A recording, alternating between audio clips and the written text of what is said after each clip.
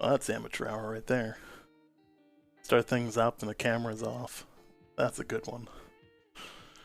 Oh. Not only is the camera off, but the key lighting decided it was just going to like turn itself off too.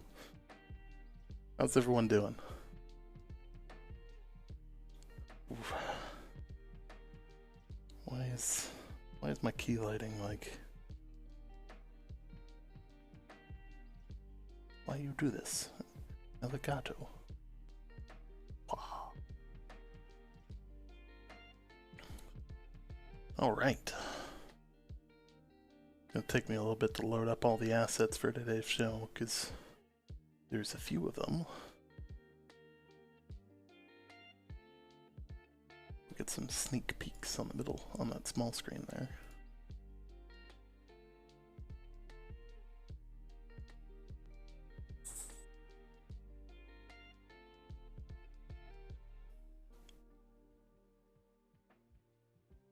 It's a good thing this is a pre-show. I'm able to have all kinds of errors and stuff like that.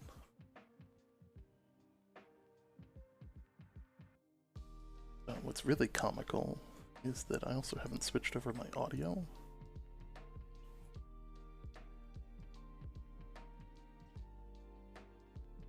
There we go. That should work when my cloud finally connects. So, welcome everybody to the pre-show. Think of the pre-show kind of like between the scenes in something like the Today Show, where it's basically just me chatting. You might hear conversation between me and McLeod, and I'm just take questions and stuff from the audience, and not a whole lot different than the normal show, I suppose, because we do a lot of just chatting with the audience, but at the same time, a little bit more relaxed. I have heard of Twitch Prime, and thank you. Much appreciated. Big fan of the Twitch Prime subs there.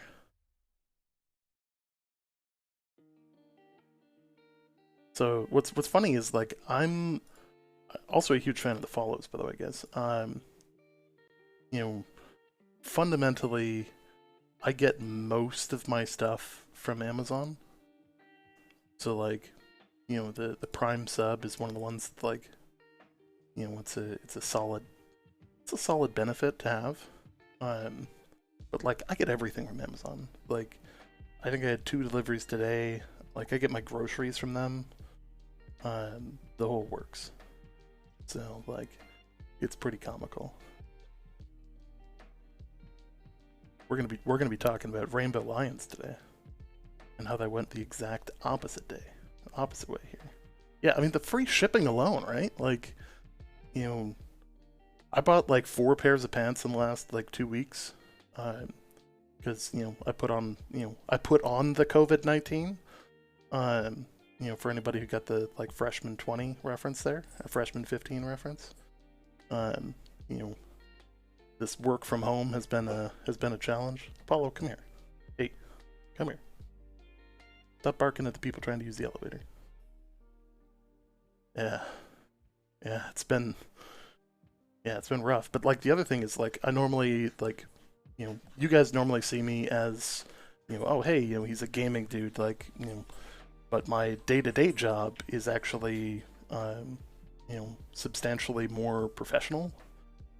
So like, I actually put on like most of my clothes are tailored and stuff like that, because like I'm frequently in the office, but like with working from home, it's changed all that. And in all honesty, I had no idea, up until recently, I had no idea what my waist size was. So like the free shipping from Amazon actually really helped with a like back and forth of like, oh, I need to return these because this is, I guess, too large. Spanky Spanks, good to see you. New World. It's gonna be like there's some good stuff to talk about today. We're gonna be talking about masks, lions, and skins, and then basically just chilling and answering people's questions about New World. So,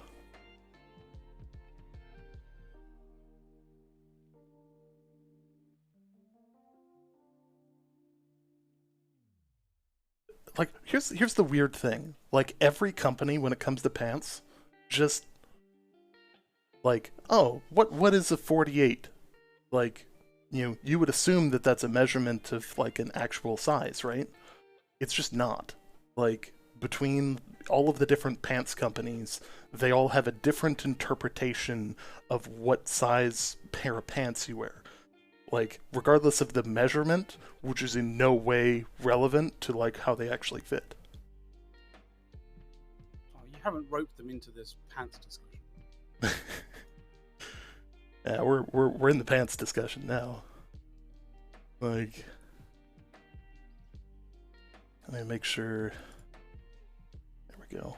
I'll fix that so that when your thing comes up, it's good to go. Yeah, shoes are even worse. Yeah, especially if you got feet like mine. I have giant feet. Like, I think I'm a 16 double E.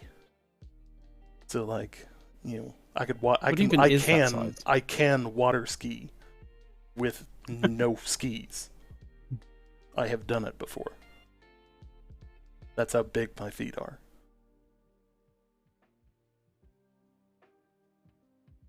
Like, double E is. I think you're vague boasting. Yeah. I mean, like, I could show you my feet, but this stream would get real weird. I'm about 6'2". I'm about 6'2", so 6'2" and a somewhere over 300. I carry it more like a linebacker. Although naturally with COVID, it's been more of a more and more of a dad bod. Except I'm not a dad, so I'm a little concerned. Just, the way you should have said that is, I'm not a dad that I know of. I hope not.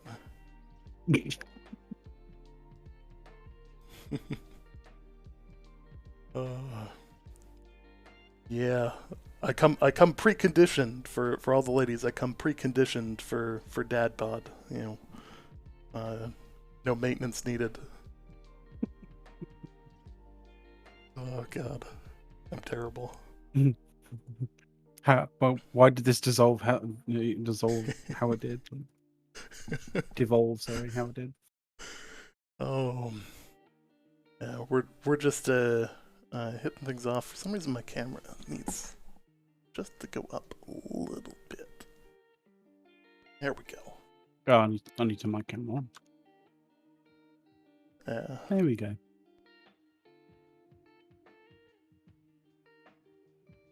Make sure that it's set. So yeah, like, I'm actually kind of excited. Like, so here's one of the other things we've been talking about in some of the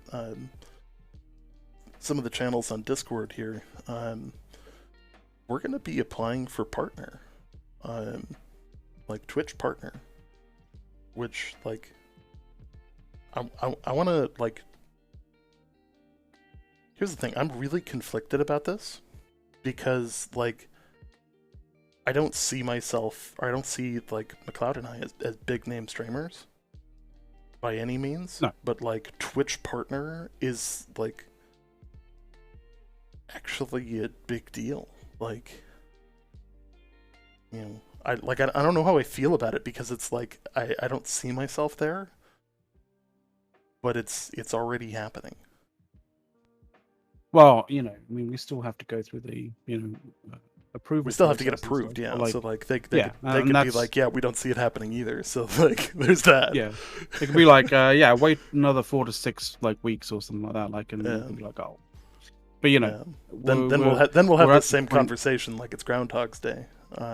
Yeah, exactly. Well, like, but, I didn't think we would get to this point this quickly. Like, well, I say this quickly, it's been 2 years, but like, I didn't think that we'd get to this point as fast in terms of trajectory wise that we did. Yeah, and that's the thing. Like, You know, you think back 2 months ago, 3 months ago, we were streaming to 20 people. You know, like it's crazy. You know, like it's one of those things where it's like, you know, I'm incredibly happy that like the community is growing. I'm really happy that we've got you know, as many people as we do watching. I think we're up to 61, you know, just in the pre-show here. So like, Oh, hey guys. I'm real happy with like how everything is progressing. And we've got some really cool stuff coming down the road, or coming down the pipeline here, because like we're starting to work on the YouTube content. We're starting to work on, we're going to be pairing up with Studio Loot. We're you know, drafting an agreement with them. You know, like there's a lot of cool stuff that's coming down the road here, and it's only going to make this even more surreal. You know, I don't know any other way to put it. It is a little surreal. Well, like, I mean, I was just watching, the fact that McLeod here was on Push to Talk earlier today, yeah, and you know, our show last night was 250 people. Was our average. So, you know, Push to Talk today, I think the average was around like 150. Like, and that's fairly insane. normal. Like that's but that was insane because like Push to Talk has been around forever, and like I see them as a much more like, you know, much more consistent and you know, built out stream. Like I feel like we're you know, it's the imposter syndrome in me that's like, I you know, I don't yeah. feel like this is right. Like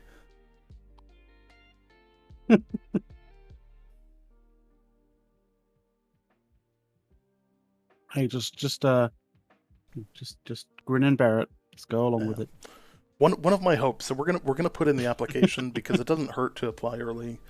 Even though, like, you know, realistically, Twitch is probably gonna come back and be like, yeah, we want to make sure that you like stay consistent and that people actually like you. Yeah, this isn't just a phase that you're in. Like, you know, oh, we're gonna stream, we're gonna get partner, and then like just drop off, kind of thing. Like, yeah. Well, I mean, there is a little thing, or you know, concerning sort of like, you know, this show essentially being mostly about a particular game, and that game coming out officially in like, was it 10 days? Yeah.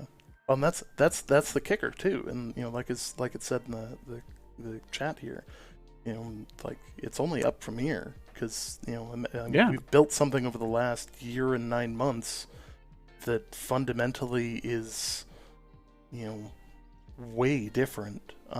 You know, has built up and all that, like, without the ability to actually stream the game, and now we're going to be able to have the video content to go with the talking heads. You know, so I'm actually really looking forward to that. Exciting times ahead. That said, I also think it would be really funny to get partnered by streaming a game that's not out yet. That is like, that would be fun. Zero to partner on a game that literally hadn't launched yet. with like a heavy NDA. Like, yeah. You know, I think that's kind of funny. That'd be funny. I gotta tune the Streamlabs bot here. Is he being a bit? What's up? Last night it got set down to like 5 minutes, so like it's like half of the chat right now. Oh right, yeah. It's being a bit spammy. Fair enough. If we get big enough, like we'll totally do a roast show. We'll have on like, you know, Big Bear, Duelist, and Redbird, and Bold, Bordy and everyone. Bordy and you know, just have on like Dene and, you know, some of the others. Like I think it'd be comical. Like, yeah. I also think it's really cool to see a lot of these new creators come in. Like, you know, I really think there's some really good stuff coming in. Like, I think Dene got partnered, so that's good to see. I think what was the other one that I was looking at? Lore Seekers Cast. Bunch of great guys, like, you know. Oh yeah, we rated them. Yeah, we rated them, and they did us a solid and tweeted at us and all that. Like, you know, great guys. They make really good stuff. Like, you know, but like that's one of the things. Normally, like you look at like the not Warframe. What is it? Call of Duty type communities. It's cutthroat. Mm. Yeah, everybody's trying to take each other down. You know, it's a rivalry system, and in the New World community, we just don't have that. You know. Yeah, I don't want that. I don't want that kind of relationship with other content creators. I want it to be like, you know, I want it to be a fucking team. I want it to be like a fucking, you know, group of friends, right? Yeah. You know, like I can honestly say that I do not have a problem with any other New World creator. And like in the short time that I streamed Eve, there were problems. Yeah. Like, you know, you don't have that in New World. Like the community is coming together with kind of the same mentality of like the rising tide raises all boats type thing. You know, if you help each other out, if you collab with each other, like, there's no reason not to. What weapon best pairs with the life staff? I think the fire staff. Ice fire or ice works really well. I think one of the things is like, you know, you can kind of, you know, pick your poison in terms of fire staff or ice gauntlet. I think at the moment, the ice gauntlet kind of beats out the fire staff to some degree. So, you know, I think your best bet is like, you know, ice gauntlet life staff if you're going that route. Let's see, was that cool? That would be my Josh OG telling a player base to exploit the game, even though knowing there were things broken. I mean, it's never good to exploit the game. Like here's the kicker to this. Like, you know, apparently he told people to exploit the game and that, like. So you know, here's the thing to this. You know, yeah, it's one thing to like point it out, but like once they see it, they know that it's there. Like, you know, once it's reported, they know it's there. You don't need to abuse it. You know, like I'll be the first one to say, like, have I exploited in New World? Yes, but I've also recorded it and reported it to the devs with a confirmed set of steps on how to do it. And then from there, I don't sit there and abuse it. So I'm going to do a sort of like a you know, what if scenario, right? Because I know that this is a scenario that has occurred in other games where, you know, sort of like this sort of mentality has occurred, right? But essentially, you know, if you're in a situation where you're playing a game and you like the game, you want the games to sort of, you know, be better, like but you know that there's bugs, you know that there's things that people can abuse that like gives them in-game advantages over others, and you want to point, and you've pointed that out to the developers. You've done everything that, like, you know, that Aza's kind of said. You know, you've done the whole kind of going through it, making a recording of it, showing how to reproduce it and stuff like that, sending it to the devs, you know, for them to be able to start to work to fix it. If there is no movement in that for a long period of time, you know, what are you to do?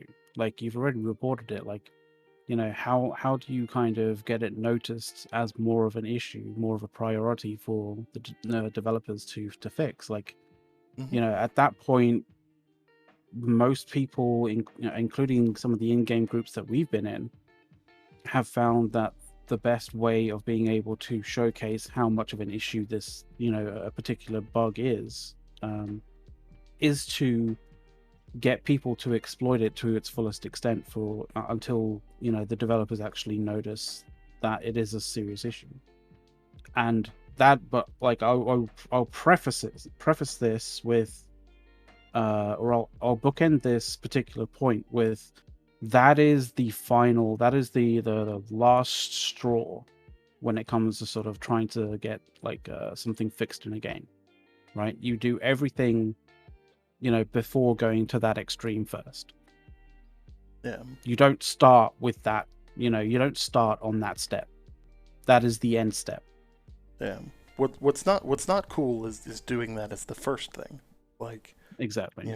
and the other thing is doing it because it's there is also not like, if you're sitting there and you're trolling the forums for new exploits just to be that guy, to be like, oh hey, it's got reported, quick do it before they patch it out, like, then you're the asshole. Like, that's, like, play the game the way it's supposed to be played. Don't exploit the crap out of it. I mean, there'll be people who kind of come up and say, well, I have to do it because the people who I'm fighting are doing it. I'm not sure I'm not sure how I could address that. Like, at the end of the day, it's there's aspects of this game that are competitive in nature, and you the other thing is, post-launch, that kind of behavior is going to get you banned as well. Like, if you were exploiting stuff in the game intentionally, and they catch you, they have great analytics. Like, they can and will find you.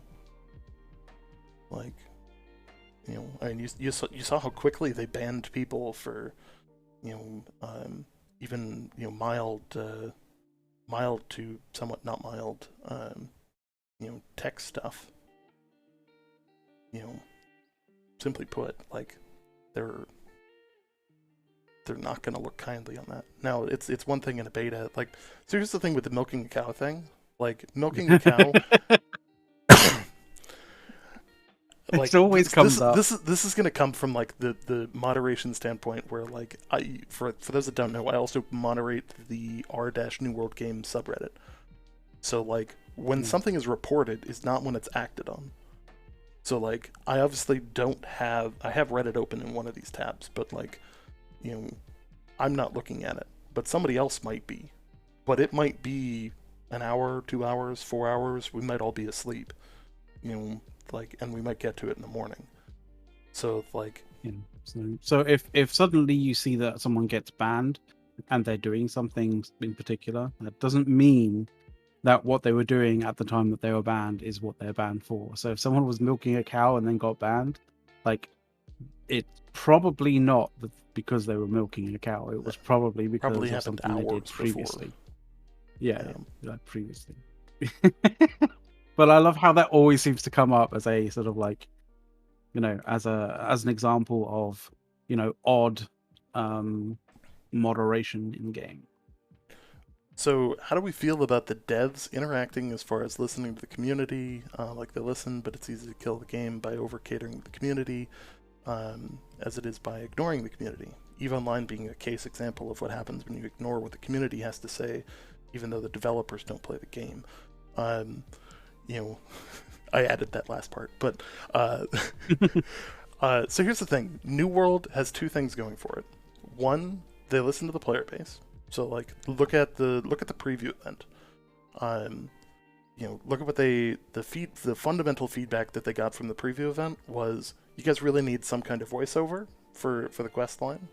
You need some kind of instance dungeons, and you need more PvP and to build out a robust, repeatable PvP content that is reliable.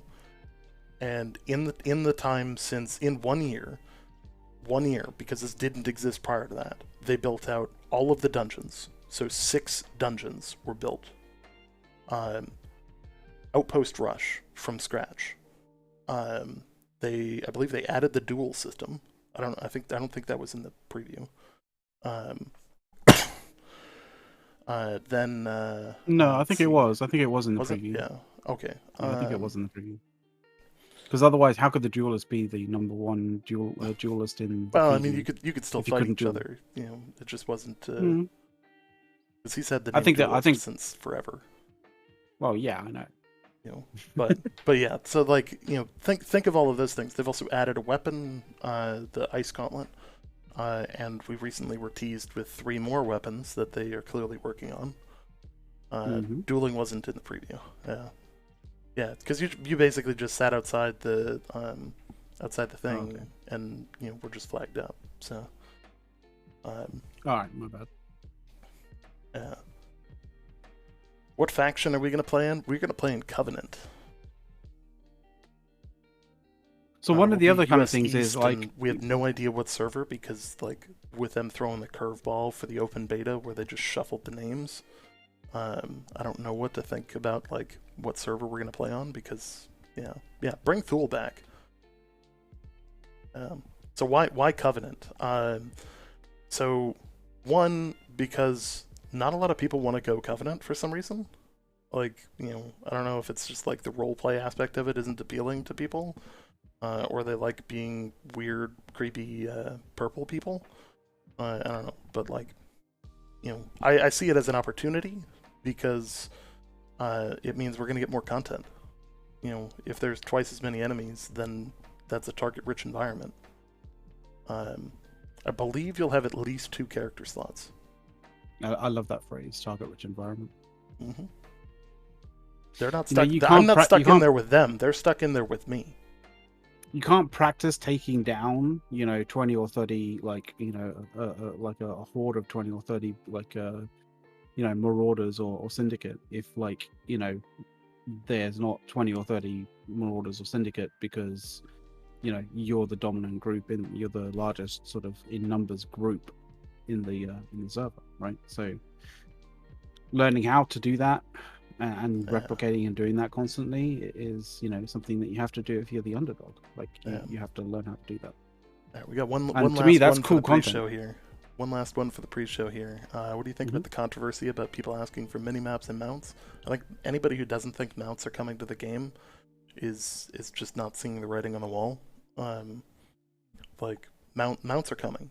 Like, from a game that's going to survive off of microtransactions. Fundamentally, mounts provide too large of an opportunity for an income stream to not do. So, in terms of mini-maps, you have a map in the game, it's just not a mini-map, and learn how to use it and put pins down and use your compass on the top. I don't think we're going to see a mini-map.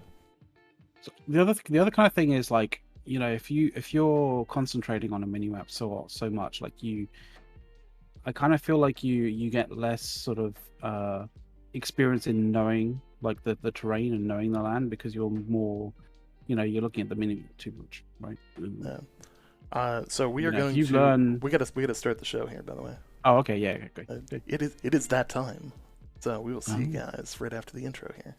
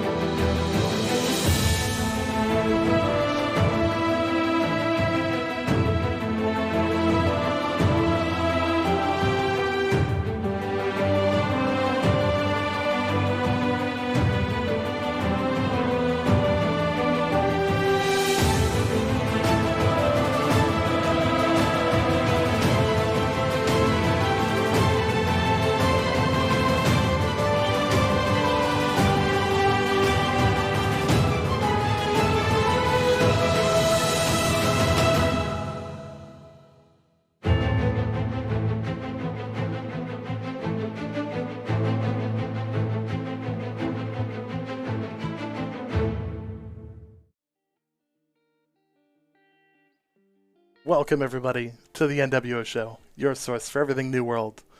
We are here live with some new stuff. We're going to start off strong, and then we're going to roll straight into like the AMA that we were kind of digging into in the pre-show there. So we had some pseudo leaks, but pseudo, like, people just dug them out of out of additional files from the open beta. And here we have the vampire skin. So I believe, theoretically speaking, that there is likely to be a Halloween-based event. For those that don't know, they actually did have one last year as well. Actually, I can see if I can pull that up. I should have thought about that. I have all of these like promotional images on the Discord, so promotional art. And it opens in the wrong browser. Of course it does. So this is what they had last year as part of the content creator kit for the preview event. They kind of know how to do spooky. They know how to do spooky. So naturally, there's some cool stuff with that. Thank you guys all for the follows, by the way. We're seeing a good chunk of them roll in here, and it is much appreciated. I'm always appreciative of follows because like it's one of those things where it's a snowballing effect. Like, you know, the more people know that like and you know get the notification that we're like doing something on our stream, you know, the better it is for us. So, you know, thank you very much for following the channel. Really do appreciate it. So we've also got what looks like a mummy. So is confirmed, you know, Egyptian themed kind of area in some way, shape, or form at some point? So I believe that this is a potential hint towards Brimstone Sands. Brimstone Sands is, we know it from the lore, but it's also been pulled out of some game files as well, and pseudo confirmed that is likely to be one of the next zones. Brimstone Sands is a desert area, obviously by name. It will likely have two different groups there. One being the 19th Legion. By lore, we know that will be a thing. They always follow us around. They always follow us around, yeah. For those that don't know, we run the 9th Legion out of the Discord, which is our in-game company. And the reference here that they're alluding to with the 19th Legion, I think they're trying to avoid our name. But the 19th Legion is a reference to the 9th Legion, which is a reference to the legion of Roman soldiers that straight up went missing. Yeah. And has never to this date been found. So mysteries like that are abundant. And they're capitalizing on them on this island of shipwrecked cultures, basically. Although some people come here willingly. Because they're crazy. But, you know, naturally, when it comes to, like, you know, a sand-based area, you would think there's a good opportunity for some Egyptian-type content. And as, like, you know, Back when I was young, I always wanted to be an archaeologist, which is funny because my former roommate was actually an archaeologist. So, but did you want to be an archaeologist, or did you, you know, did you watch Indiana Jones? Some particular films was like, that is what I want to do. Actually, the one that really got me interested in archaeology was Daniel Jackson. Stargate reference right there. Oh, Stargate, yeah. For those that don't know, that's also the reference that's over my shoulder here, with all of the patches and the poster of Atlantis. Those are all show used patches from uniforms across the set, and on the back I've got all the certificates on it. So because you like collecting geeky stuff. Yes.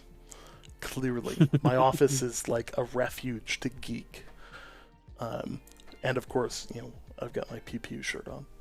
So, you know, so anyways, you know, if you're gonna build in a sand-based area into the map, you might as well touch on you know, Egyptian culture, and it's kind of the low-hanging fruit. And there's obviously that's very generalized, and there's a lot of other cultures that have to do with sand. So, you know, sand and deserts, but, you know, most people, when you think, you know, deserts, you think Egypt. Typically, yeah. Although, having been in Libya at one point, I can tell you that you know, there's a lot of sand there too. But that's a whole different story. I was going to say Mesopotamia, like, and sort of like Persian Empire, yeah. Yeah. would be somewhat fitting as well. But I think, yeah, I think when you're talking about particular I wouldn't say tropes, maybe Yeah, tropes. I don't know. they do really have Like, to focus in on the seafaring cultures. I totally agree with that from yeah, the at chat. some point. Which Egypt And you know Egypt what? hits that. Yeah, They Egypt being was. on the Nile and being focused on trade as much as they were with Alexandria and all that. Like it really was a solid solid And seafaring. if they were to get to Eternum, they would have to, they'd have to have done it by boat. Yeah. So that's one of them. We got I think I showed the vampire one before that. We've got more of like a Death Knight style, heavy armor setup here. Damn. Kind of digging that. Could see that being pretty aggressive looking out in the wild for PvP. Oh yeah. Oh, definitely. Be interested to see how those sort of skin sets kind of work. Sort of all meshed together. In various forms. Oh yeah. So this one we've got kind of like a Joker. Hey, thanks for the sub. Much appreciated. Funny. As we climb over 104 viewers. Digging it. We're always liking guys. 3 figures there. Yeah. What's the Joker thing all about? Like, so this is the, I believe it's referred to as the Jester. So it's kind of like a militant court jester. I don't want to be that kind of guy, but like, well, he does seem to have almost the purple, like the Twitch purple kind of coloring. He does. Like this might be like the Twitch kind of drop skin. It very well could be. The Is hat that- kind that of is- the that is- kind of even like the hat kind of even has like the right feel. Like it really does give off a Twitch skin what I mean? vibe. Yeah. Yeah. Yeah, I could definitely see that. My first Yeah, non-Prive sub, much appreciated, man. We really do appreciate all of our subs, all of our follows. Are like we've got an awesome group of Patreons, the people who boost the server Discord. Like, we got thrown a bone by Discord the other day. We were in the process of losing our T2 boosts on Discord, and Discord lowered the bar, and we're now solidly at T3 for boosting the server. So we have much higher audio quality coming from McLeod at like I think it's like triple the quality of the base level. It's like 380 or something, like 380 something kilobits. But like the important thing was that we got our vanity URL. Yes. And that's the important thing. Yes, we have that vanity URL, which is really nice. Which is so much easier than being like, go to discord.gg/OQXR, capital G, like this massively weird. That wasn't actually the one. Instead of I don't know what server that random queue of letter goes to, but like it's nice to be able to say go to discord.gg/New World Order. Exactly. I was kind of surprised that New World Order was not already taken, but that was a nice one. Yeah, that was. I think. I mean, you never know. Maybe the New World Order as a vanity URL never actually got there because those particular versions of a Discord channel or Discord kind of server never actually got to the point where they could get a vanity URL. Because they were shut down because for other various reasons, because they weren't about New World, they were on about conspiracy theories and stuff like that, maybe. But, so I'm gonna come back to the Twitch integration question, but remind me in like I've only got like 6 tabs left to go through, but remind me because like that's a whole thing that I want to talk about because I think that there's gonna be a lot of stuff that we haven't seen on that, and it's going to be real good. Yeah. And I think, like, the skins, I think there are going to be some skins that are going to be premium you're going to have to purchase. Like, maybe some of the sort of, like, more premium skins. Maybe, like, that one the sort of vampire one potentially. I don't. Yeah. I think the Jester one is going to be a Twitch drop. Like it's going to be the the Twitch drop at the start of the when the game actually launches. That You would know, that the would be ones that my you bet. generally tend to It's get. got the right Yeah. look for it. Yeah. The vampire Yeah. one is, I think, is a seasonal one for for Halloween as well. And I think the what was the other Yeah. one? The It was Mummy is the likely also mixed in with that as a. Any news about Russian language? I haven't heard anything about it yet, but it wouldn't surprise me if they're likely working on it. But I haven't heard anything about it yet. You know, I wouldn't be surprised if this one, the sort of like the Egyptian mummy one, I wouldn't be surprised if that was a rare drop in the world, because they did say that like some of the skins are going to be premium, some of them are going to be specific, to Twitch, that kind of thing, with Twitch drops and stuff.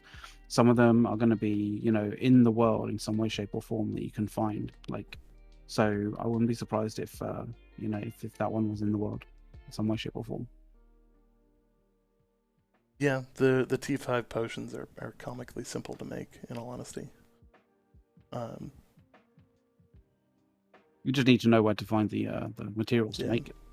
Yeah. What's funny is the T2 is actually substantially difficult because the items just don't drop as much as they should. They are really awkward. The lowest grade ones are completely fine. The tier 2 ones are a real it's weird pain. because it's really just T2. Pain. Like T3 you can get everywhere. Tier 4 is somewhat more rare, but Tier 5 is also a little bit easy to get. T2 is just this like super awkward place for Arcana right now. So the other one that we got here is what looks like an emote pack. Yeah, I think it's showcasing emotes. And it looks like there's a thumbs up, thumbs down, decision one, tossing a ball, clapping. No, I think the second one is actually flipping a coin. Oh, flipping! Yeah, that would work. I think it's flipping a coin. Heads or tails. I could definitely see that. Because that'll be a decision-making thing as well. So you could. Does Fey Iron exist? Yes. And so here's the thing: in order to get it, you have to have equipment on that has luck on it. Yeah, and, it increases your luck. The more luck you have, the better. Also use the consumables. Otherwise, like if you're just out there like smashing rocks, it's going to be a stupid rare. One of the interesting things about luck is when it comes to sort of like mining or getting stuff out of, like, say, things like getting Fey Iron, for example, is as you increase your skill, like, your luck increases as well. So like somebody who has like level 10 in their trade skill for mining, right? Like is not gonna have anywhere near as much like inherent luck as somebody who has level 200 mining. When you increase your mining skill, you also increase your inherent luck in finding stuff as well. So so that's it. Like you don't 100% have to have it on. Like you don't 100% have to have luck. That said, like there's a difference in between 1 in 100,000 and 1 in 1,000. So like doing yourself a favor in terms of luck and proficiencies, like it's very much worthwhile if you're looking for high-end crafting materials to go out there in gear that will get you the luck necessary to do what you need to do. If you're just so for example, if you're just going to be if for whatever reason, if you think like, oh, I'm just going to smash like up to level 200 mining and then I'll be able to like get Fey Iron out of everything, like, well, what you're doing there is you're going out and hitting and smashing rocks and smashing iron nodes, until you get to level 200.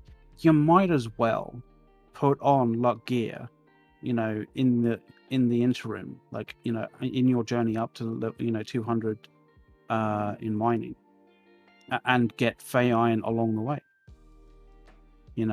It just makes sense. So we got a few masks here. I'm gonna kind of click through these because It's like it's an interesting sort of almost angry style, right? we know that there is going to be not- content related to the this is masks, angry. but we don't really have a lot of detail around their utilization. Yeah. There's more to come on that. Mm. So that to me that seems yeah. That's right. To me, that one specifically feels a little more Mexican in sort of stylization.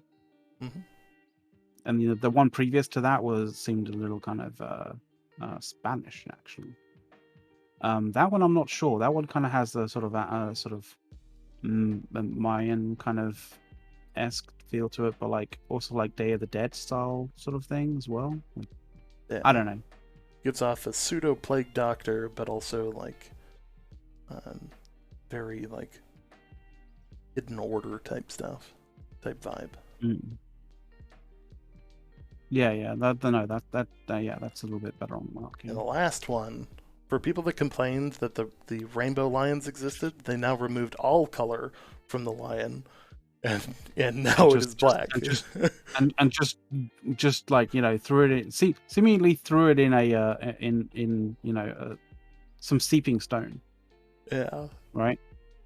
They have tarred the lion, and he is now black instead of rainbow.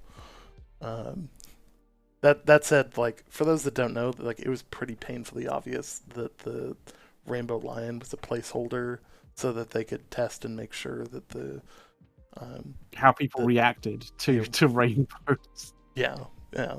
Rainbow that, but also like they needed to know that the system worked, and they didn't want to put in assets that were too simple,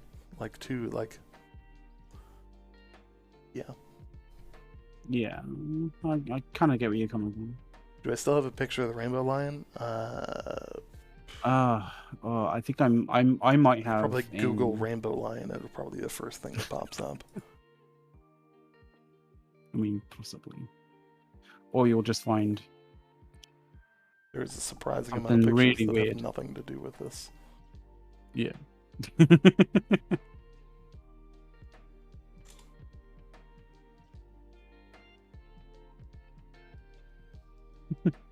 Oh, rainbow line, new world. You get it.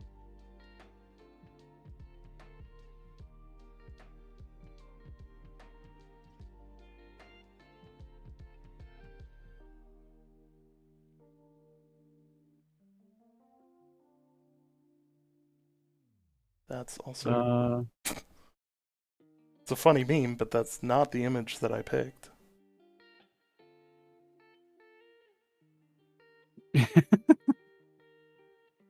But that is the general consensus among most people is like, please no more rainbow lions. Like, yes, I sent you a thing. Oh, okay, yeah, that. Yeah. The rainbow lions were clearly not an asset that was going to stay. Yeah. Fear not, for the lion is now black. That also has the cosmic bunny that is actually. Yeah, that also had the cosmic. Yeah. So true. That cosmic bunny was huge as well. I probably just closed it. There we go. There it is. Yeah. Okay. Yeah, cosmic bunnies were pretty comical. Like they're honestly what gave it away, because like even their eyes were off color, which told me that like somebody's just messing with people. I don't know. I still didn't like the cosmic bunny either. Like I wasn't a fan. Like honestly, basically what I'm saying is they were never going to be in the game, anyways. Like they were just there to mess with people. One, the cosmic bunnies were too big, and secondly, if you actually went like close up with the cosmic bunnies, like there wasn't actually that much detail in them at all. Like, I mean, they basically just borrowed the model of a bunny from the world and disco-ized it. Now, if they have a rabbit in the world that is a level 65 or even potentially level 70 boss with jumping fucking Puma style sort of attack animations, yeah, I'll be down for that. Let me open. I just set this up earlier. We downloaded every single video that has ever been released from the devs, so that we have them as a asset that we can open up. This sounds like a good idea, but I have a feeling it's just gonna get really ugly really quickly. But hey,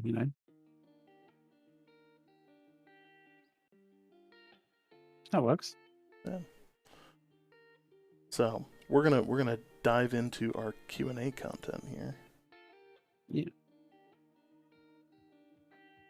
So for those that haven't been here for any of our Q&As before, fundamentally what we're aiming to do for these is answer your questions. So there was a question that I told somebody to remind me about. Yeah, it was about Twitch integration. Yeah. Hey, thanks for the sub. Much appreciated. Cheers, buddy. So, here's the deal about Twitch integration. Below the stream, you'll see a number of tags that are automatically added. And if you click on them, you can browse by them. So English, RPG, adventure game, MMO, action, open world. When you are streaming the game and you have the client attached and signed into Twitch, it actually shares a lot of information with Twitch about what level you are, what content you're doing, what location you are, so that people don't ask you the basic questions of oh, where are you? Where are you on the map? It'll tell you what region there are, so you have a good idea of where they are. It'll tell you what level they are, so so that the creator doesn't have to sit there and be like, oh, I'm level 15, I'm level 16. They'll still probably say that, but it'll reduce the amount of times that get asked, because it'll automatically be tagged under the stream, because the game has that conversational language with Twitch. One of the benefits of really cool building a game when you own the streaming service, the gaming service, and the underlying architecture for the internet that they all operate on. Which is nice. Yeah. So that's a really cool feature. On top of that, there is hints at the ability for, let's say I'm running an expedition. This would be the perfect example. I'm running an expedition, and it's a really difficult expedition, and I complete the content. There's a possibility that could trigger a drop, because it communicates to that. Yeah. And so essentially it's a case of if you're if the person or if the streamer that you're watching ends up actually finishing that expedition, the sort of it rewards not just the streamer with the loot that drops from the from the final boss, but also the people watching as well. Yeah. You end up getting a good opportunity for a potential drop of a skin, or which is pretty cool. I mean, they even enabled items to drop during the during the actual Battle for New World event during the closed beta. They actually allowed for items to drop based on Twitch interactions. You could get resources for watching people's streams. Interesting. It would probably be faster. I did not realize resources playing the game, but that's a whole different story. Yeah. But there's a lot of integration that they could do that'll make not only streaming New World good, but it'll make watching people stream New World good. Everyone's gonna have 1,000 tabs open with all different streamers, so they can get into drops. Yeah. You know, the Yeah. only thing there is you got to monitor them all to collect the actual drop. But I mean, that's definitely a possibility. I mean, if you're running Chrome, then you might need some more RAM. So you may need to download some more RAM. Yeah. Oh yeah.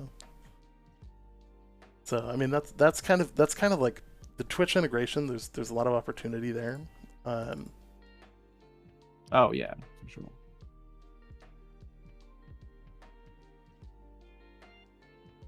Oh, that one a bit red. It's alright. It's cleared up. Oh, that file needs.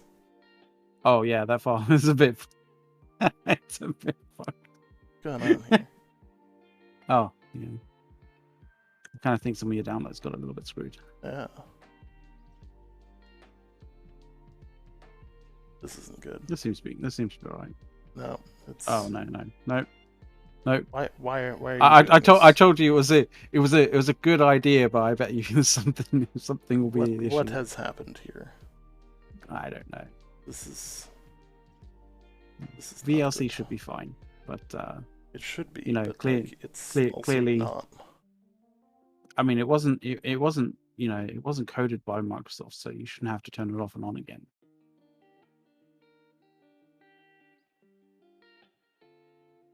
What's going on here that's causing? I mean, I don't know. It's kind of a mystery. I bet it's IQ. It's causing the problems. We're gonna do what normal, respectable streamers do and shut down all of their other resources. All the other stuff that is not really. Yeah. It's a RAM issue for sure. You need to download more RAM. Did not fix it. That's the thing. I think I think there was some corrupted. Yeah, something has happened here. Like the corrupted realized what you're doing, and they corrupted all the files. Yeah. That is highly unfortunate. Aw. It's an interesting way that it's corrupted it in bands. Like that's a very unique. It looks quite pretty. Yeah, I'm a little bit upset by that because that actually took a while to download all of those today. Yeah. But now that I know that they're corrupted, it's gonna, yeah. Ah, well, it's a thing. Yep, update the ID10T error file. Yeah. Probably something I did. I should have just downloaded them as MKV, and I probably should have downloaded them as MP4. Yeah, potentially. MKV can allows for errors. MP4 is not particularly good with having any kind of error in it. It's also why most songs, because you can also enable copyright type stuff on MP4s. Right. Yeah. Okay. But that said, nothing to worry about that. I'm slightly concerned that my computer is for some reason using 80% of its processing power on just running the stream. But that's a whole different story. It's not one of those situations where you're running in 4K, something like that. Yeah. Yeah, you're not. You're good. Yeah. So what else do you guys want to know? There's some good opportunities for Twitch integration. You can obviously turn it off. So that's a thing you can do if you want people to leave you alone.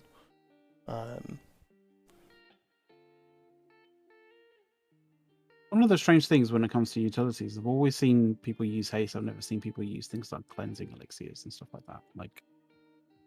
I think the utilization for cleansing elixirs is almost practically zero. Oh, yeah. Hey, thanks for the follow. Yeah. Thank you, guys. What parts of the open beta were placeholders? I can't say. I can't say without violating an NDA. Yeah.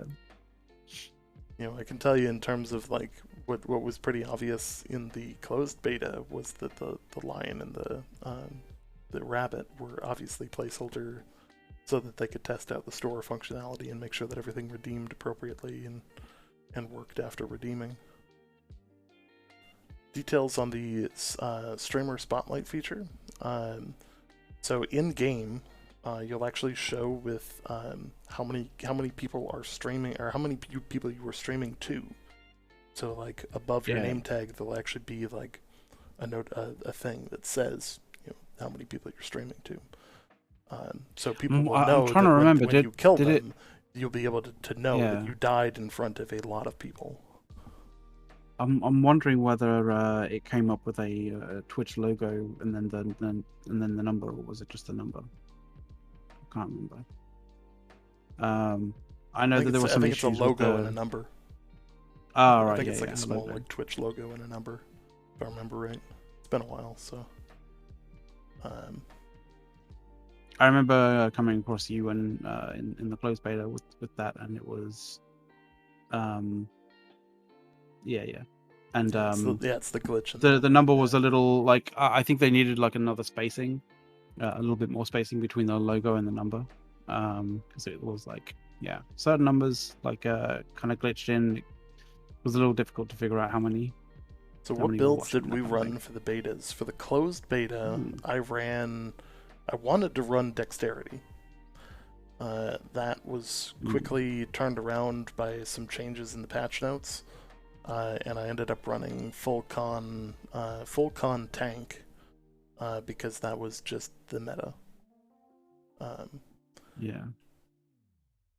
And it was actually quite nice. It was hatchet, great axe, or if not hatchet, great axe, then sword, shield, and great axe.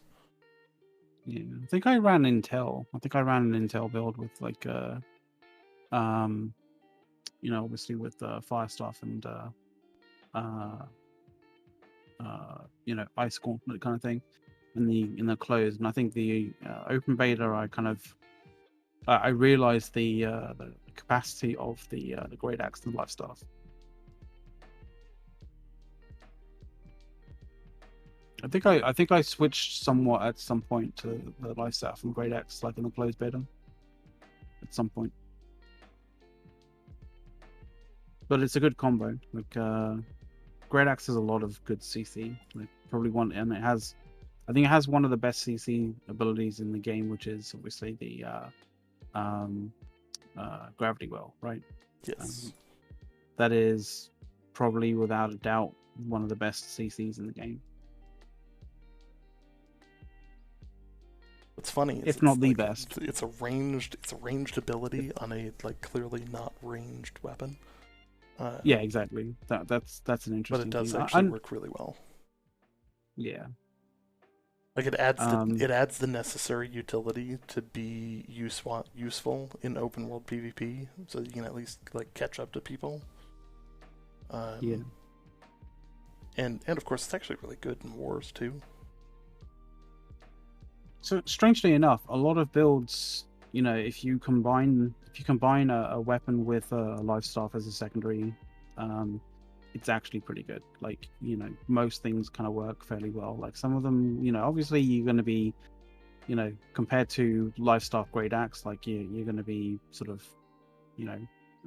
lowering your capacity or your ability a little bit, because livestock great axe is livestock great axe, or some people I think ran the great axe with the hatchet, right?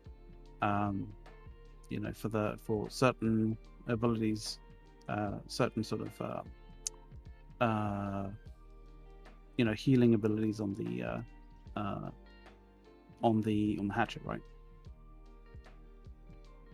Yeah. But yeah, like it, a lot of things are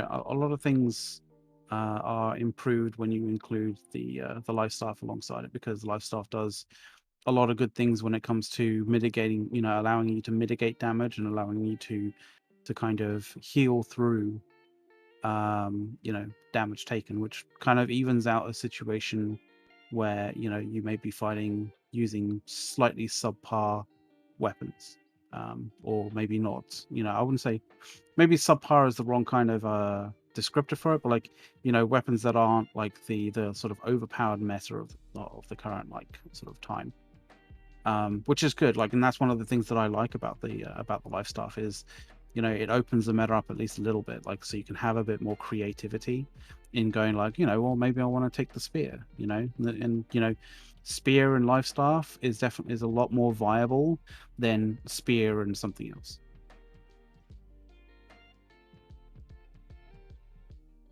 I believe the XP gain only applies to your character XP. I don't think it applies to the specific crafting XP. As like the territory, bonuses. Well, I think you gain XP in crafting, like just regular XP anyway. Like, so in that kind of sense, yes. But like, in terms of like the XP option. As like a card you pull for leveling up the territory bonuses. Yeah. Okay. I think that's just your normal XP.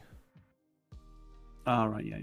Yeah. So when it comes to XP, if it's regular, just like general kind of general character progression XP, yes. If you're talking about like XP gains or XP sort of accrual increases with crafting XP, or sort of like your trade skills. Yeah, it's not going to.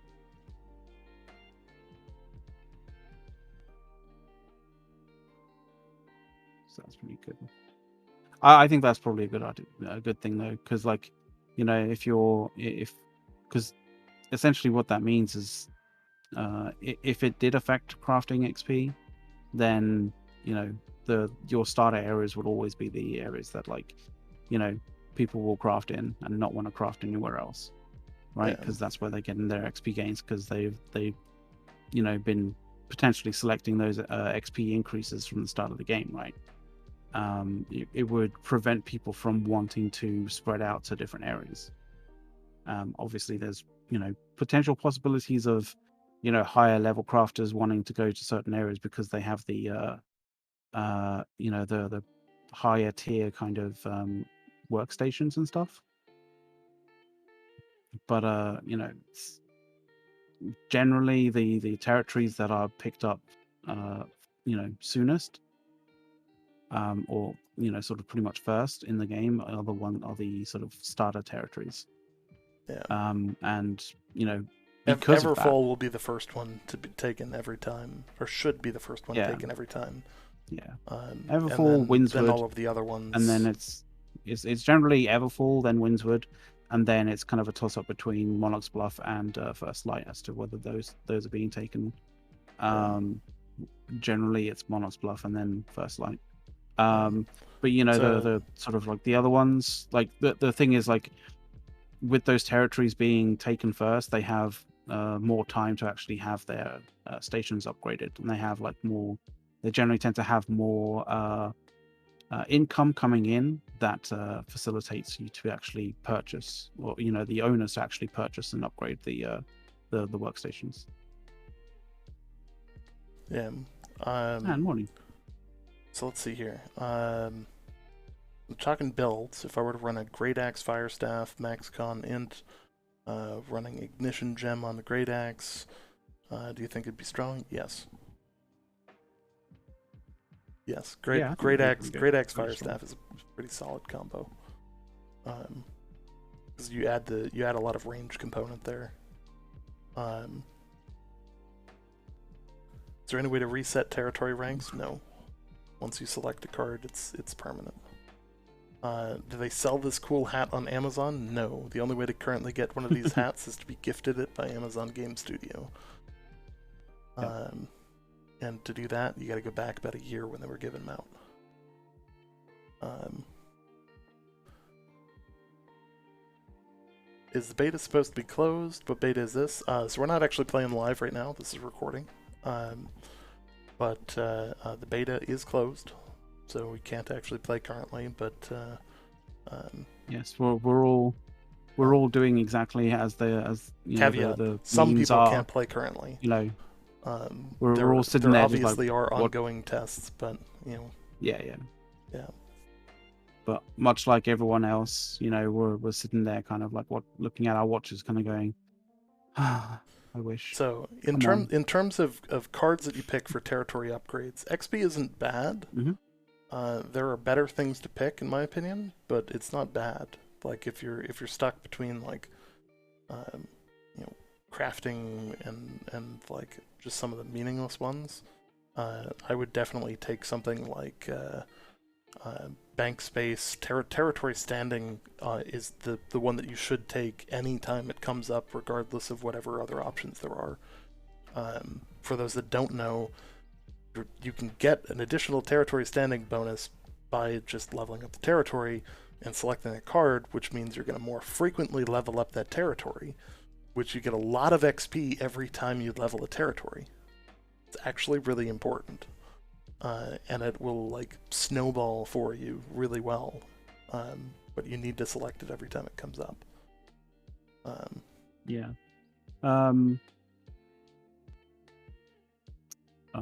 What is it? What is the gather rate? The gather speed one is probably going to be a worthwhile one to pick up. In many different ways. Yeah. I think the other thing is your territory standing. I believe it goes up to at least 300. So like, it may not be capped. I believe there's a chance it might not be capped. Nobody's really like hammered that down yet that I know of. Can you get more with a house though? In terms of what? Storage, yes. I don't think you. You can get more storage, and the interesting thing is like the more expensive the house, the more kind of slots that you have for basically putting down a chest. And chests essentially, the higher the level of the chest, the more additional space that you can put in there. So like a tier 1 chest is only going to give you so much, but a tier 5 chest is going to give you a whole bunch more. But obviously, when you're looking at the price of the houses, you always kind of wonder like, why is this house like a shit ton more than that house kind of thing? And, it's not just the fact that there's like a cosmetic difference between the two, and there's like maybe a little bit more floor space and, two levels versus one.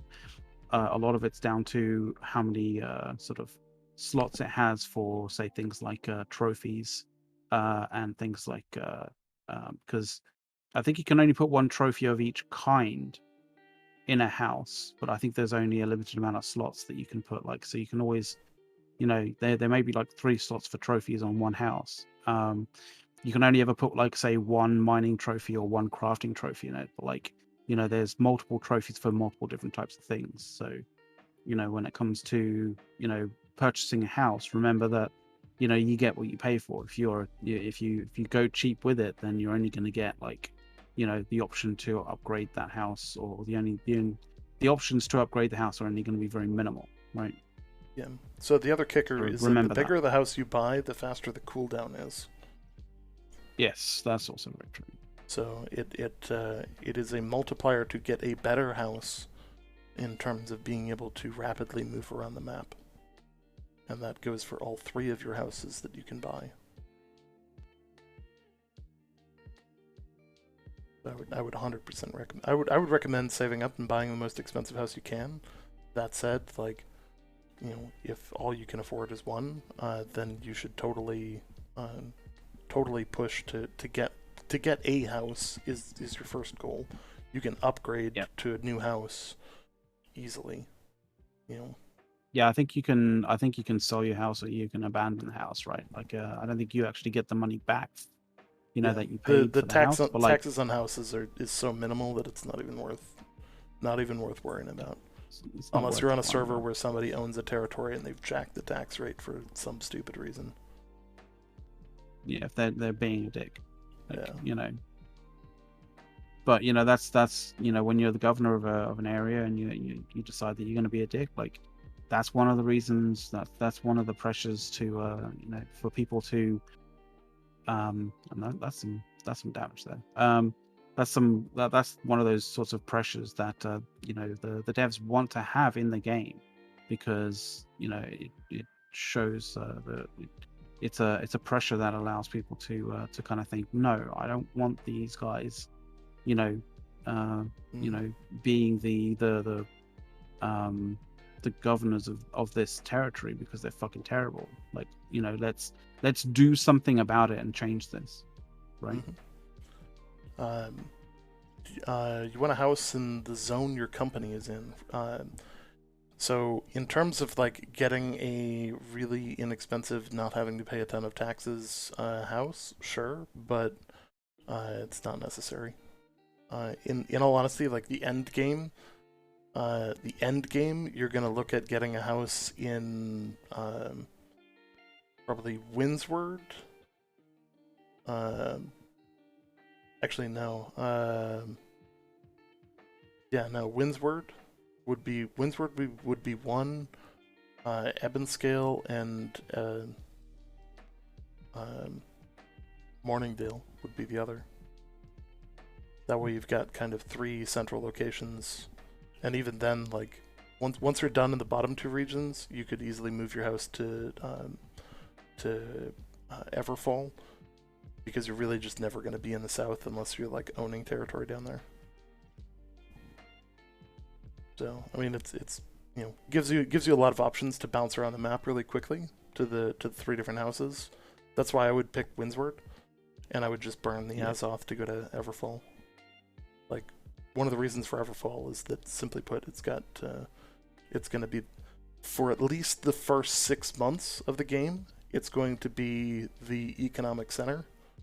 When everybody is substantially higher leveled, then I firmly believe that the economic center is going to shift to Brightwood.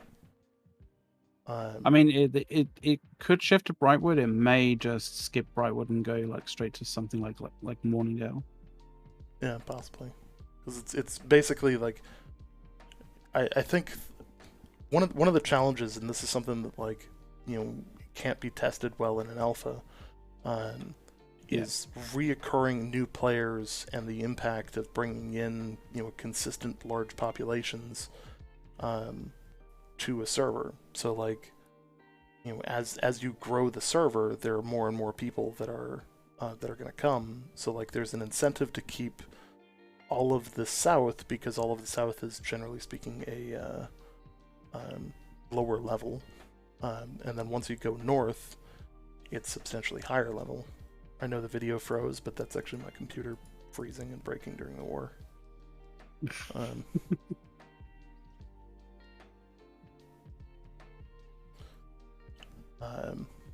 But yeah, three houses. It does get more expensive each time, but at the same time, like eventually you start losing a need to focus on gold,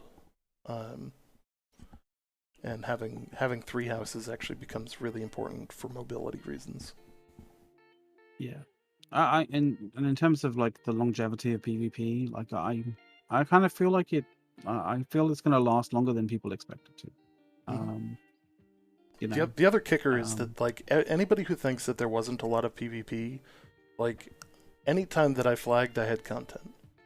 And 2, that's just the open world content. Nobody has played Outpost Rush I think there was only a couple of rounds in the closed beta,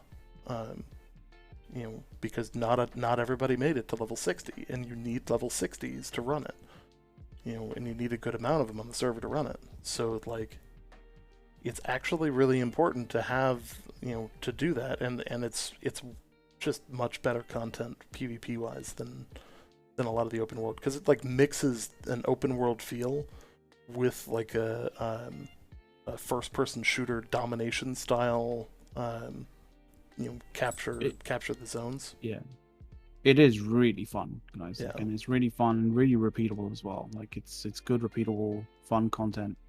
This right here, MVP play of the game right here. As I die. Yeah. I'm gonna stop and talk about this for a second, because this is like definition of good team play here.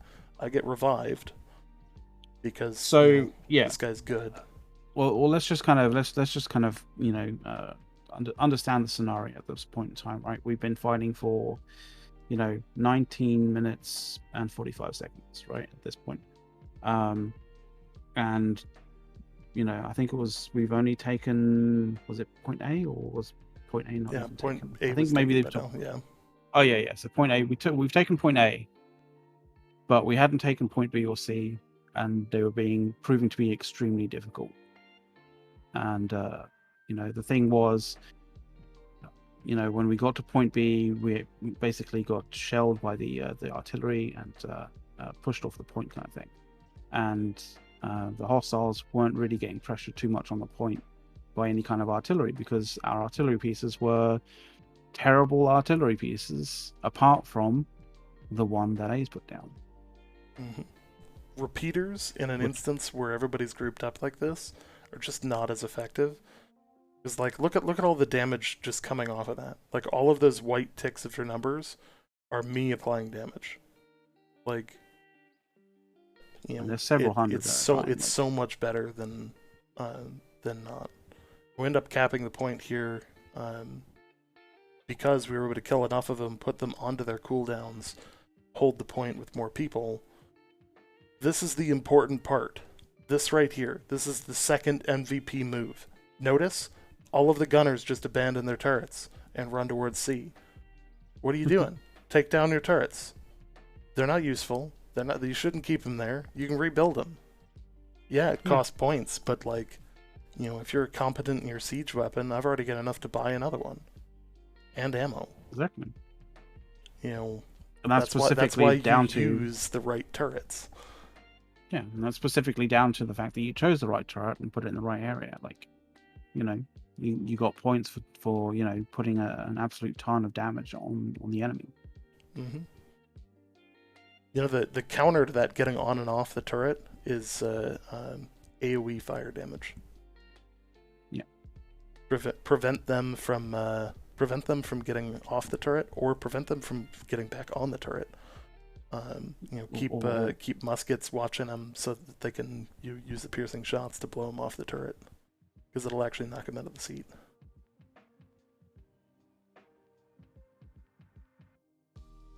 Even though they're only in the seat for a minute, or a second at a time, But that's the definition of knowing that you have a good siege group, is stuff like this. I'm the only person to place a siege turret back here. Hello. Boom, epic amounts of damage. They don't even know I'm here. They're still concentrating. They're still concentrating on the right hand side. Yeah. And now they're just kind of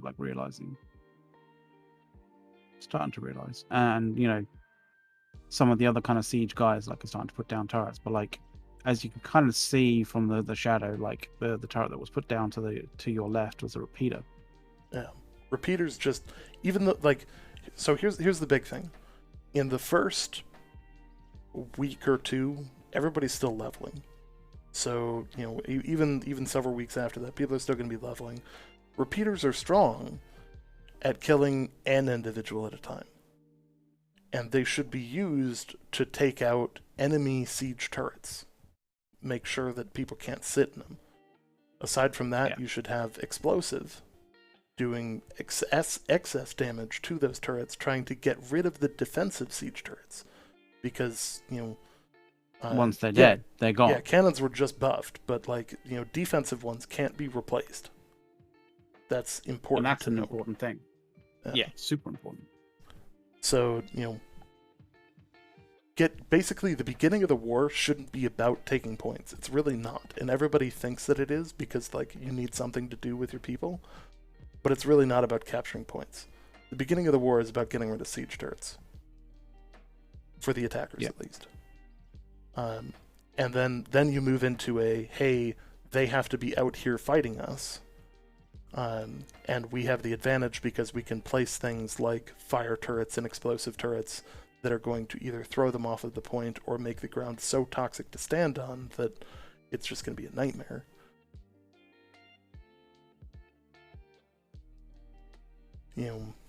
But like it really is cool. Like, sorry, I get distracted here. Okay. I But was kind of yeah, wondering whether we should go into like the sort of like the I don't know whether it's too dry for the stream or not, but like going into like the terms of service of you know you know doing dumb shit in terms of like using exploits and glitches, like that might be a little bit dry for the show in actual fact, and we'd need to kind of like open up the terms of service and all that kind of stuff and see if we can find the little various different bits. But I don't know, maybe it's content that we can find and address like maybe tomorrow or something like that. But you know essentially the kind of like the message being don't abuse glitches regardless of what happens, because the metrics and the telemetry that Amazon Games has for New World will mean that they will know if you have been abusing glitches, like sort of duping or sort of like gold kind of duping or anything of that form.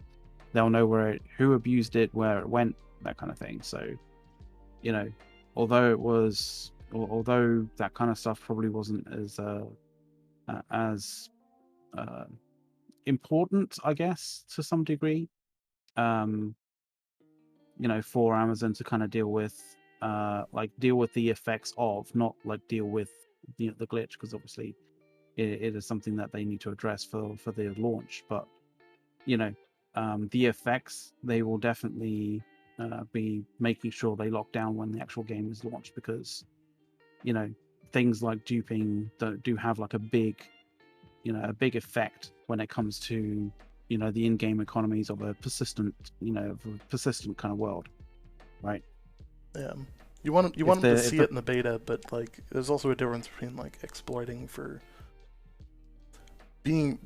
knowing that it exists and pointing out that it exists. I mean, obviously they know that gold duping is a serious thing. Like anybody who's touched gaming in the last 30 years knows that duping any item in an MMO is straight up like a huge like first concern type thing. Yeah. Like abusing it is just make sure it's reported, make sure that there are repeatable steps, but then like you don't need to abuse it. You just play the game. Like they know they need to fix it. Yeah. Because at the end of the day, like economy in the game does actually, it does matter, because it's the vehicle with which people like a large part of the game, a large part of like the various different aspects of the game are kind of geared towards, like crafting, right? If people can dupe stuff, like what's the point of crafting? If people can dupe gold, then what's the point of like what's the point of grinding sort of mobs at your level or below your level? If you're at level 60, for example, right? Oh yeah. You're not getting experience after level 60. You may be grinding money so that for whatever reason, right? Like if you're a new company and you want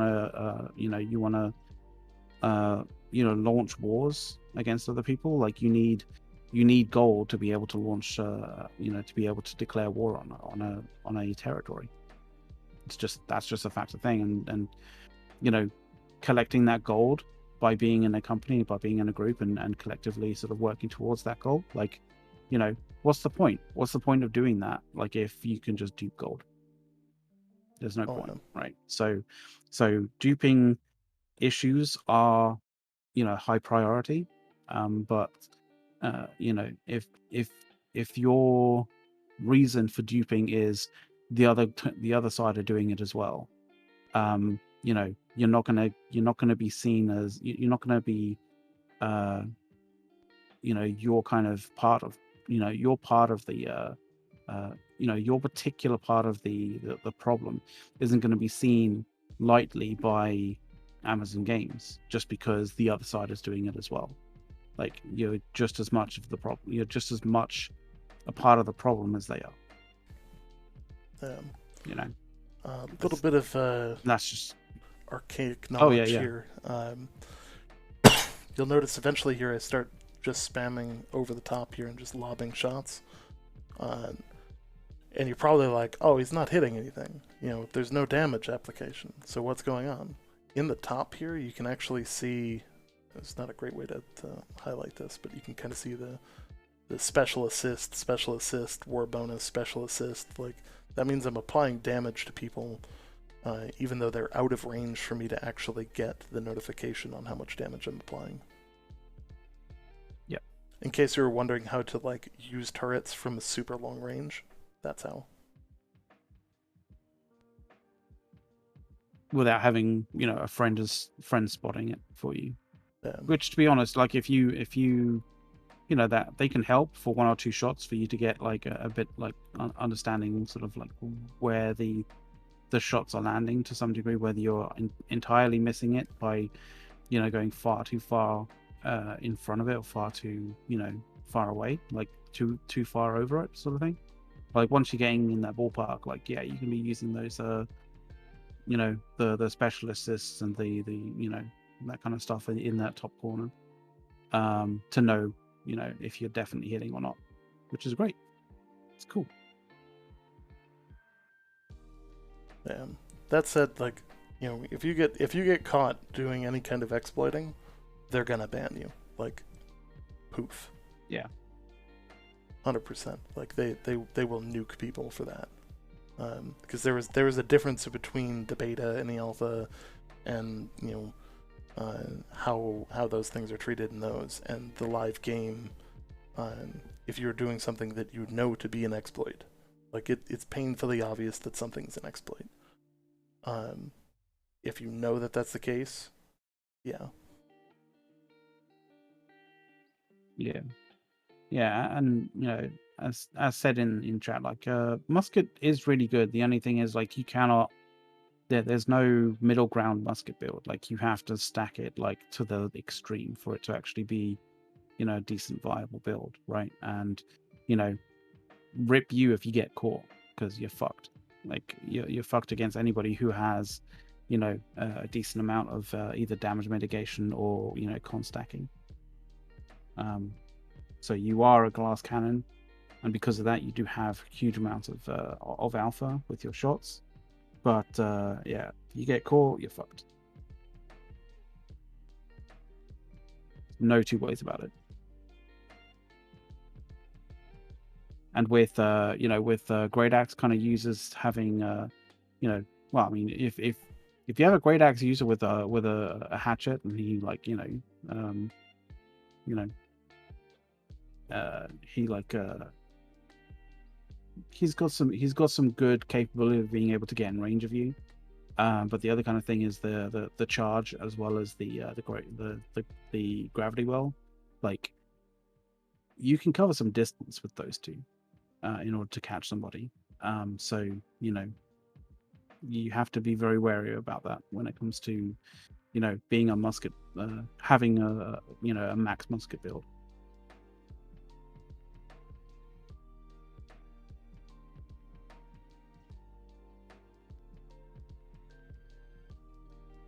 Oh yeah. Super stacking into consumable slots, like I'm not entirely certain where, like, what you're talking with regards to that. Consumable slots are consumable slots. Like filling it up to max is like you're just using the slot as it was intended. Unless it's something I haven't seen, like I'm not entirely certain what you're talking about in that regard, with regards to super stacking.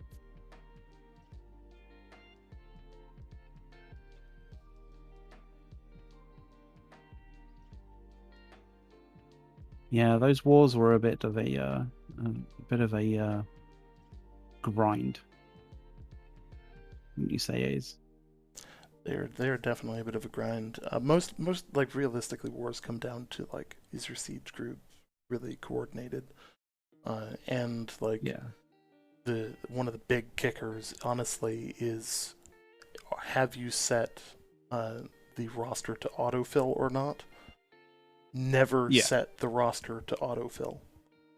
Like Yeah, if people definitely don't if do people that. get kicked from it, you want the people that were in the war to come Back in the back war. into the war if they can reconnect, not not Not people that are just randoms random that you, people that the server selects. Like, because then you can't really get rid of them. yeah. So okay, so in terms of the consumables, for example, water, right? Like, yeah, you can fit 1,000 water into, uh, into it. But like, as far as I know, water does actually add to your weight, your equip weight, when you are actually doing it. So like, you know, if you want to be walking around everywhere but still able to sort of like consume 1,000, units of water, fair enough. I don't think you're going to be that useful in any kind of combat whatsoever, because when if you end up encumbered, like you're not going to be able to dodge in any way, shape, or form. But if you're not encumbered but you have, like, say, a 500 stack of water, like, fair enough. In, like, at the super low levels, like, yeah, it might be an okay thing to recover health with, but like, I mean, anything past 10, 15 levels, like, you're going to you're going to be wanting to actually use, like, some food buffs rather than just components for food. Because to be completely honest, the health benefits of water, as a sort of, something to heal from, it is really quite terrible.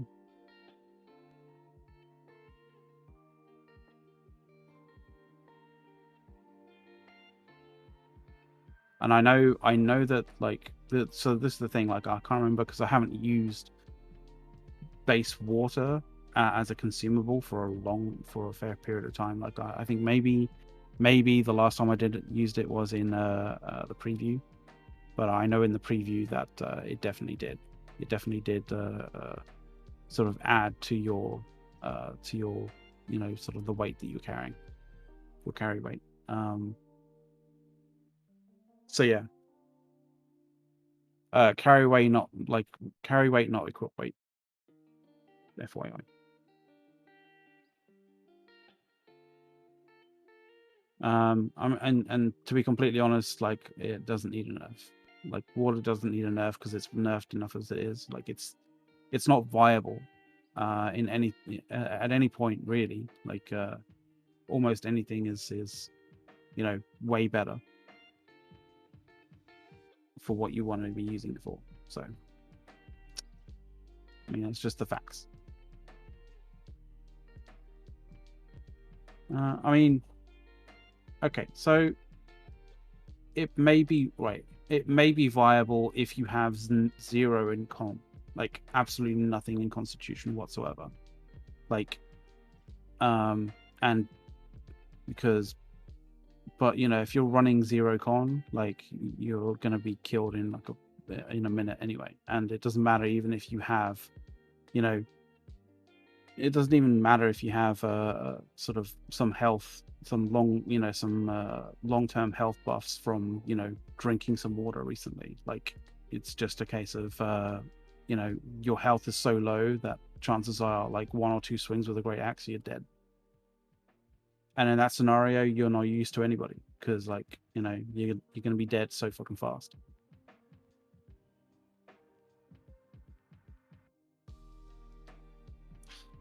But that's how I feel. That's how I see it, and Oh yeah. Water's not a game changer when it comes to consumables. no. If anything, it's kind of a nice thing to be able to carry as much of it, because like town board requests require like multiple hundred units of it. Mm-hmm. They did fix the lag with the 50v50 fights. I actually thought that was really, like, that was probably the most challenging thing for them to fix in terms of all of the bugs in the game. Because, like, it realistically was a bigger, much more technically challenging thing. I still crashed once, but, like, I think that was just my computer being my computer. No one else appeared to have crashed, so. Yeah. No, my experience was really good with the 50 on 50s. Even, you know, even with it getting as crazy as it could get crazy, like it definitely got as crazy as I experienced it. You know, when it was being super laggy, and it was pretty much flawless. I had no issues with the experience whatsoever. Everything was, you know, very fluid, very, you know, the performance was great. And yeah, like 50 con is probably the minimum con that you probably want to have, like in any kind of max build. And I say that minimum, not maximum, minimum, Yeah, because you do want to unless have you're that going that unless you're bonus. going heals, like you really want. You know, I think full con is going to continue to be the meta. Full con, I and like mean, once you hit 300 con, then go whatever else. so we had we had a good like a good stream like yesterday when we were talking about PvP for about 4 hours. And in that we did also discuss a lot of you know, how you know, where you should put like attributes and stuff, and how sort of constitution stacks compared to other attributes, and especially at the start, especially, you know, sort of you know, when you're going from anything from you know, the start of the game to sort of like, say, you know, 25 30, con stacking is extremely extremely overpowered. You get so much more capacity to outlast your opponents compared to their capacity to deal damage. And that is a really important thing to do, like a really important kind of thing to understand. You know, you're the stacking of attributes in other areas to increase damage doesn't increase damage as much as increasing health when you're stacking constitution at the early game. And a lot of people don't realize that. A lot of people are like, oh, I want to have more damage, and so they stack in other areas.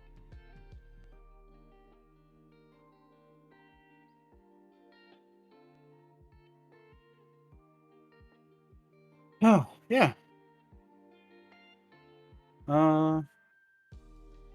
Any other interesting kind of questions going on? Are you guys running a guild? We are. We run the 9th Legion out of the Discord for the show, actually. So anybody is welcome to join. If you're looking for a guild and planning to play US East Coast and want to come play Covenant with us, everybody's welcome. You know, we are recruiting. Feel free to join the Discord server, make yourself known in the 9th recruitment channel, and be more than happy to help you. More than happy to have you guys join us. No, yeah. You know. Reworked, right? So I have an issue with sort of like some aspects of the bow, like one aspect in particular, and that's one of the specials, which is the penetrate shot, right? Penetrate shot is a you know, an active special. You know, you have to, you know, it has a cooldown and all that kind of jazz. I do kind of, and I might be in the minority here to some degree, but like I do feel like it shouldn't be an active singular like sort of ability. It should be a passive that allows all of your heavy attacks to just penetrate. You know, you can have a variety of specials that are, you know, near the end of the particular sort of tree. But I do kind of feel like, especially in a war scenario, like your sort of bows are a little bit, you know, relegated to not being that useful, or too useful. But if you have a penetrating shot, like if you have like a constant penetrating shot on your heavy attack, then you have the ability to be able to deal out a fair amount of damage, you know, by, you know, basically firing those shots into the point, essentially.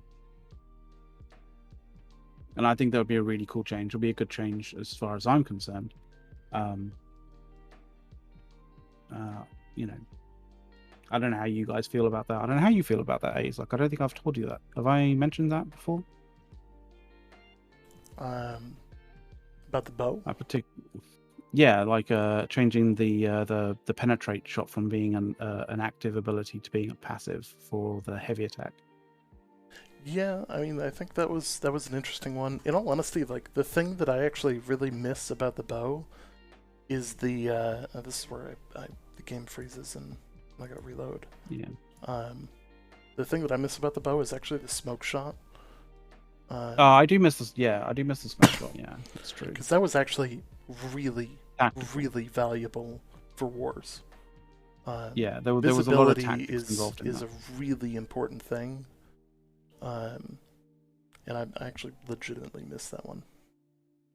It was a pain. It was a pain because people kept Yeah. firing off in towns, but like. So the problem, the problem with the smoke shot was that everybody had it, and the reason why everybody had it was on the first row, pretty much, right? I think it was on the first row or was the second row. It's like the either the first or the second row of one of the trees, which basically means that like, you're gonna get it so long as you kill like, you know, as long as you kill like I don't know, 10 or 15 like low level like animals of some form, like foxes, wolves, or something like that, right? You're probably going to get enough like weapon XP to get the smoke shot. And to be completely honest, that's the reason why it was overused, and that's why the reason why people, fire them off in all sorts of areas, because that sort of thing should have been right near the end of the tree, right? Should have been something that you required to required to put a lot of effort into to get it, because it was tactically a very important thing to have.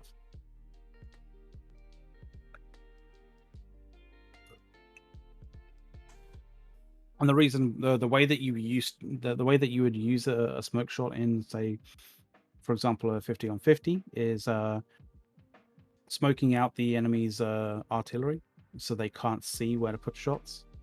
You can also smoke out like the enemy at a point to be able to basically obscure where the artillery is meant to be shooting at onto the point, as well as obscuring potentially a shift to a different point, right? You want to you're essentially playing with how the enemy or the capacity of the enemy to understand like where you are and what you're doing, right?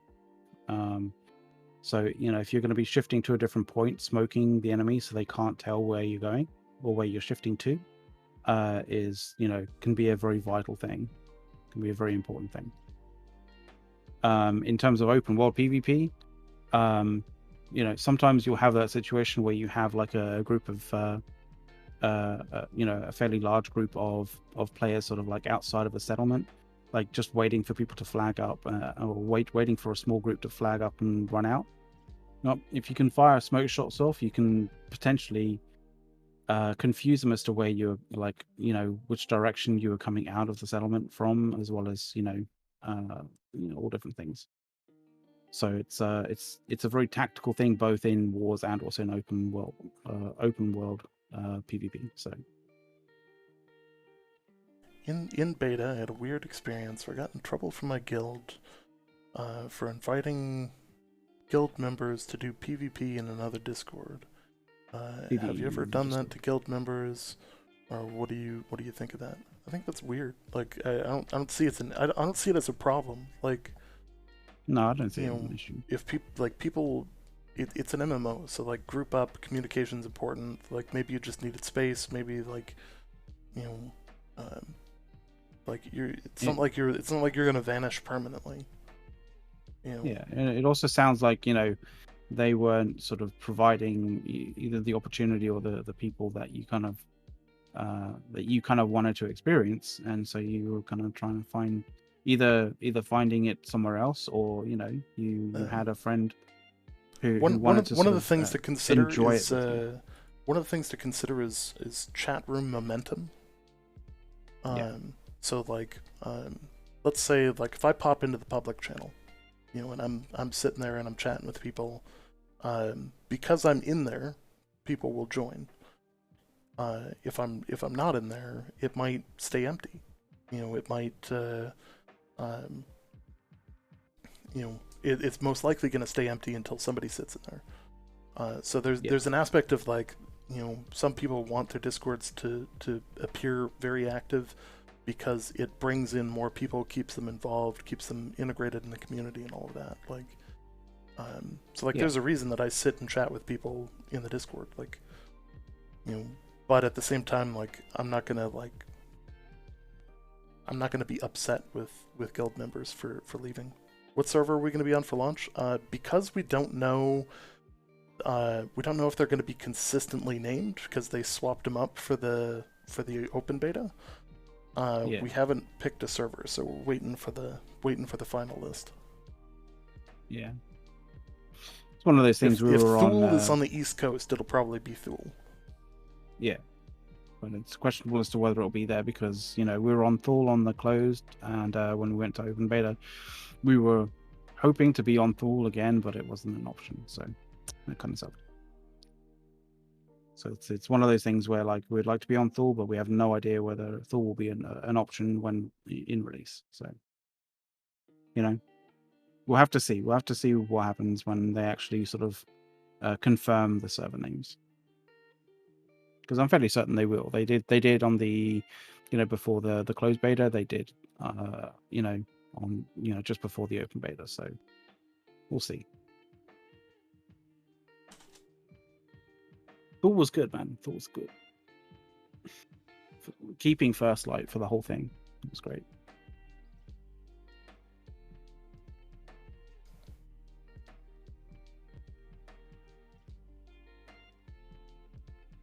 Yeah.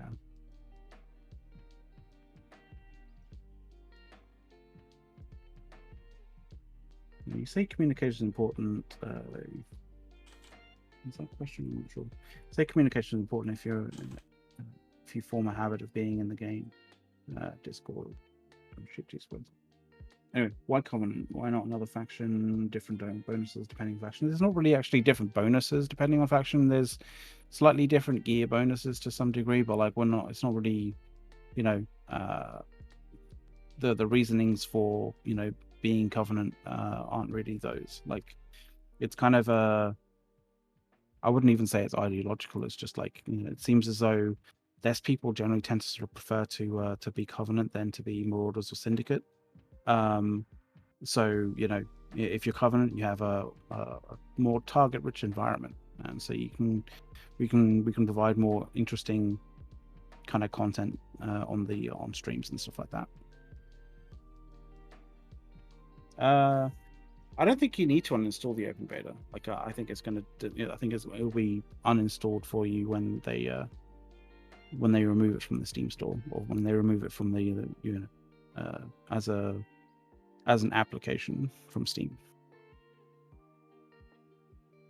So you should be good, dude. You should be good.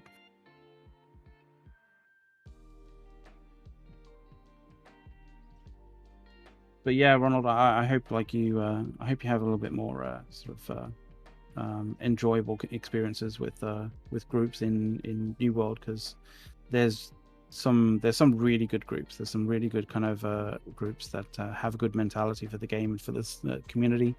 But as is always the case with gaming, there's always those kind of like really bad apples, right? There's always these groups that are a little bit toxic and a little bit sort of tone deaf in terms of how they interact with people. I always find it weird.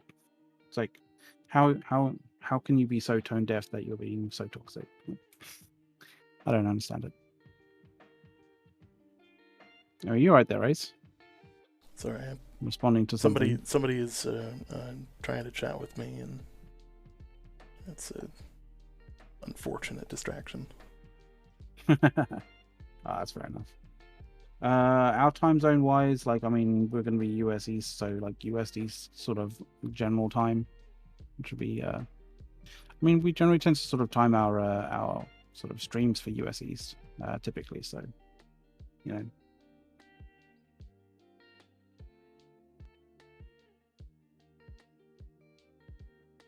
Oh, what zone? For whatever reason, I thought you said time zone. I don't know why. Zone wise, like, I mean, I'm good in most sort of starter zones. Like, there's generally 3, 4. So there's Windswood, there's Everfall, there is Monarch's Bluff, and then there's First Light. They're the 4 starter zones that you can start up with. I would like to start in either. I'd like to ideally start in Monarch's Bluff, and the reason why I'd like to start in Monarch's Bluff is the Hermit's Quest, which is one of the mainline, which is one of the earliest mainline quests. Starts in like the hermit who gives you the quests is actually located in Windswood. So, potentially I might burn those. I might burn 1 or 2 of those territory reward cards on XP specifically for that. I don't know. But yeah, First Light is pretty damn good as well. They are random. Starting zones are kind of random. I say kinda, they are random. Like, there's no kinda about it. It is very much random. I mean, you can choose starting zone by like, starting and deleting your character and then going and going back in. But like, you can't. It doesn't give you the option. It's not like you start the game and then you're like, which beach would you like to sort of wash up on? Like, I don't know. I haven't been in any shipwrecks there, but I don't get asked on when if I'm shipwrecked on a thing as to which beach I want to wash up on, because otherwise it will be like Venice Beach, please. Thank you very much. I would like to be washed up in Venice Beach. Yeah.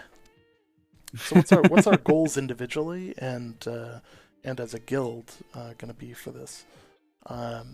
That's your first big MMO. Hey, like it's a good time to be a part of. It's rare to be a part of the launch of an MMO. Like, especially one that's this size, and like it's gonna be a fun experience. For me, my goals is basically just to have fun. Like, there's gonna be a lot of people that like power to the end, and yeah, one like, thing to I want to note get level is 60. that like McLeod and I have leveled many characters over the last few years. Yeah, like this is very true. That many. So like, we may not stop and smell the flowers because we've done it a dozen times. That said, like, for anybody who's just coming in and it's going to be your first or second character in New World, take your time. The game's going to be out for a long time. Take your time, have fun with it. Like, I know personally that I am going to be actively suppressing my almost natural desire to basically like power through quests, because it's funny, because when we were talking privately about the closed beta and like how we were going to approach it sort of thing, we were like, oh no, we're going to take our time. Like, it's 4 days. You can't exactly get a huge amount. Like, you can't really get to end game there unless you like absolutely no life it. And we weren't thinking about no lifing it. So the thought process on that was, let's just enjoy it, right? And then we started playing, and it was just like it was almost autopilot for us, because we've been doing it like we've been doing it in sort of alphas and in the closed beta, in the preview and stuff like that, so quickly that so much that like it was almost autopilot that we just smashed through quests and that kind of thing without really reading the dialogue or enjoying the sort of storyline, right? So this, when it launches, when it actually finally launches, because there's no limited time period or anything like that, like we're going to just enjoy the experience, the starting experience. We're going to enjoy the dialogue, we're going to enjoy the voice acting, and then just sort of like immerse ourselves into it,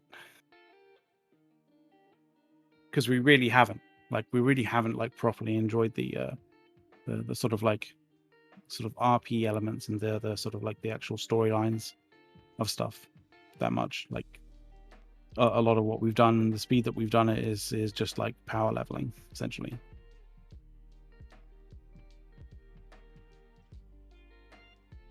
People, there's a lot of people and a lot of artists and a lot of actors and a lot of technical people who've put a lot of effort in terms of the storyline, right? So I want to see the fruits of their labor, right?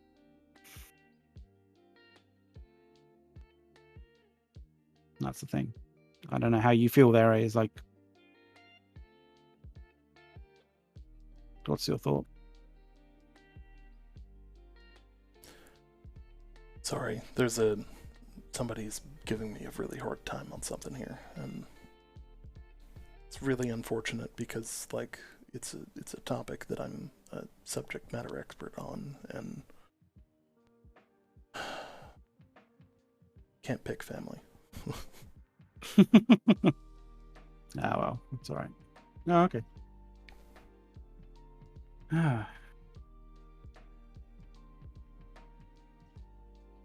I mean, gaming is somewhat competitive. Like, it depends where you where you want to go with it. Like,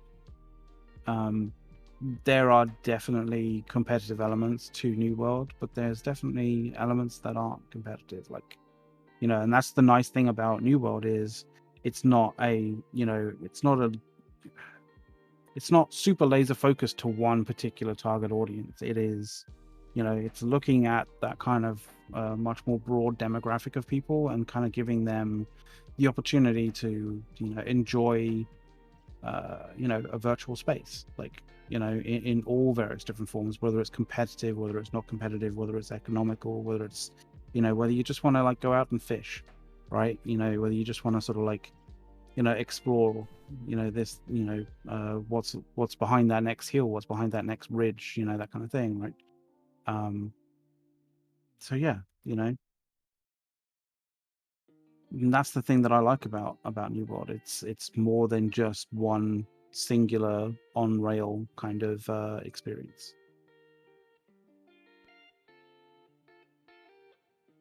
Outsider, no, this is not a rerun, and you now know this because I have literally said your name on stream and said that it's not a rerun. Unless I was like, unless I was like super clairvoyant and like knew that you were gonna ask that question like days in advance.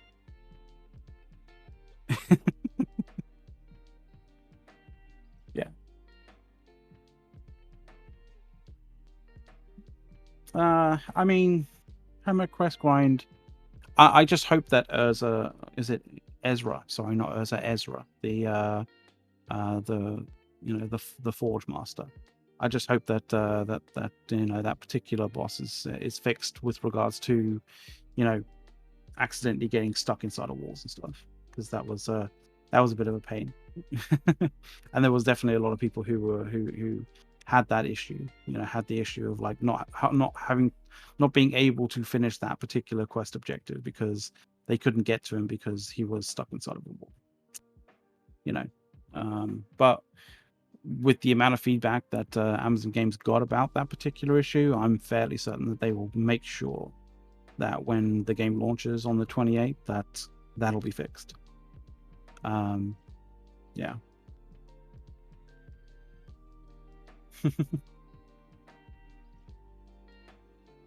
Crazy chat perception. Yeah. So I don't know. Do you guys kind of like what are the things that you guys want to like talk about? Like, I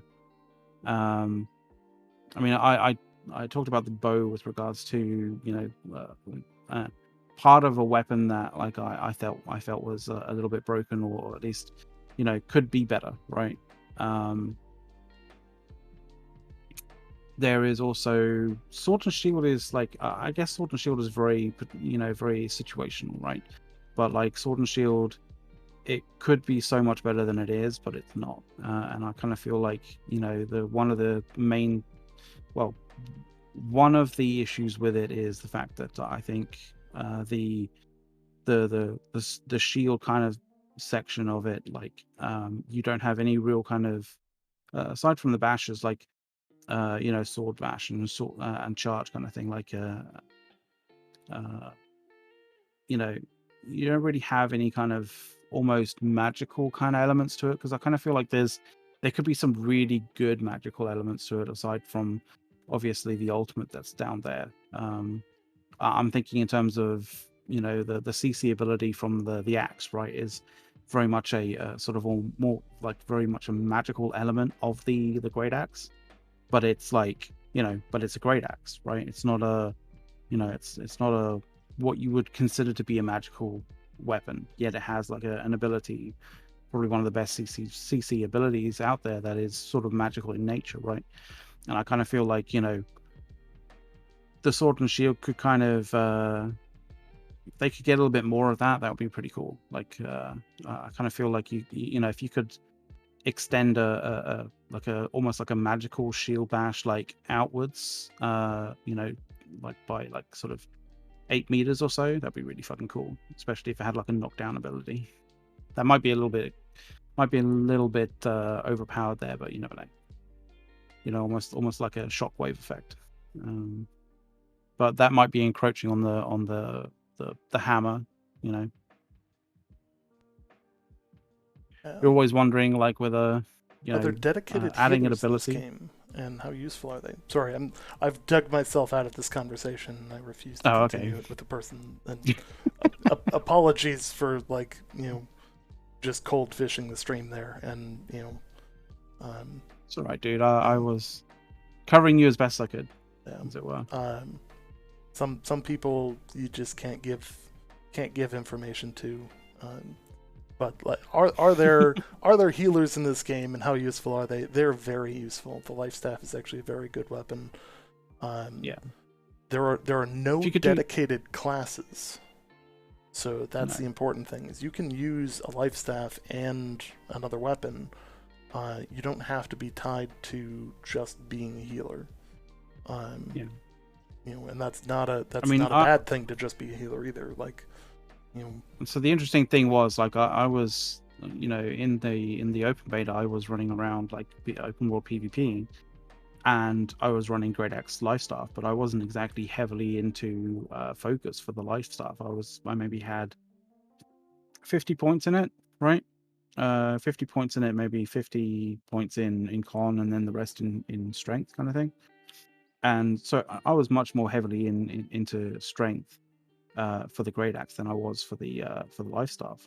But the nice thing about the life staff is when you choose your specials, when you choose your abilities and you choose your passives like correctly, you know, you can mitigate a ton of damage. And you know, when you kind of remember that, like, you know, you can start off a fight as you're going in by giving yourself damage mitigation just before you come in, you know, just before you're like coming in to attack somebody, you know, you're already, you know, skewing that fight in your favor, because like their weapons are going to be doing much less damage than you know, than they, you know, initially would have, right?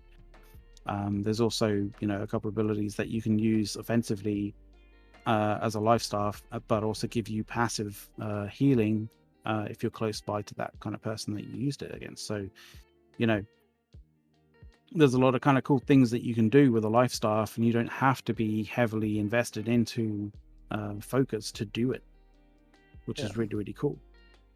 And I wrecked a bunch of people, you know, 1v1s, 1v2s, 1v3s, specifically because, you know, I had some passive life staff abilities and active life staff abilities mitigating damage. It was fucking great. It felt really good. Yeah. Yeah, I think the life staff is actually in a really good spot. It probably needs a little bit of a nerf, if anything. You know, I don't think it needs a nerf. I don't think it needs a nerf. I just think I think a couple of builds need a bit more sort of power to sort of break through the healing. Like I think the life staff's kind of in a good spot. I think, you know, a couple of weapons just need to be a little bit more potent, you know, to cut through the capacity of a life staff. Oh yeah, I can see that. Because the life staff at the moment gives people the ability to try out different weapons, you know, sort of different flavors of weapons that may be a little bit worse a little bit kind of, worse without something that kind of like evens the odds a bit.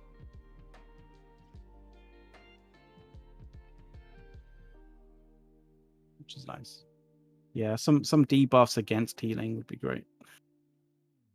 But not just like straight nerfing the life staff.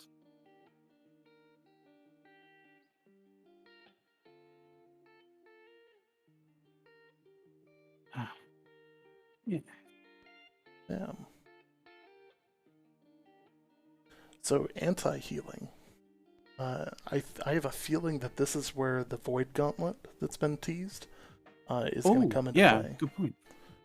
Yeah, and that Void Gauntlet is kind of interesting, right? Yeah. Let me pull up a couple images of the Void Gauntlet for people that haven't seen these yet.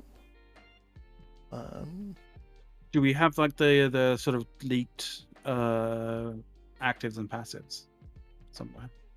I do not have them. Let's see if I can find them.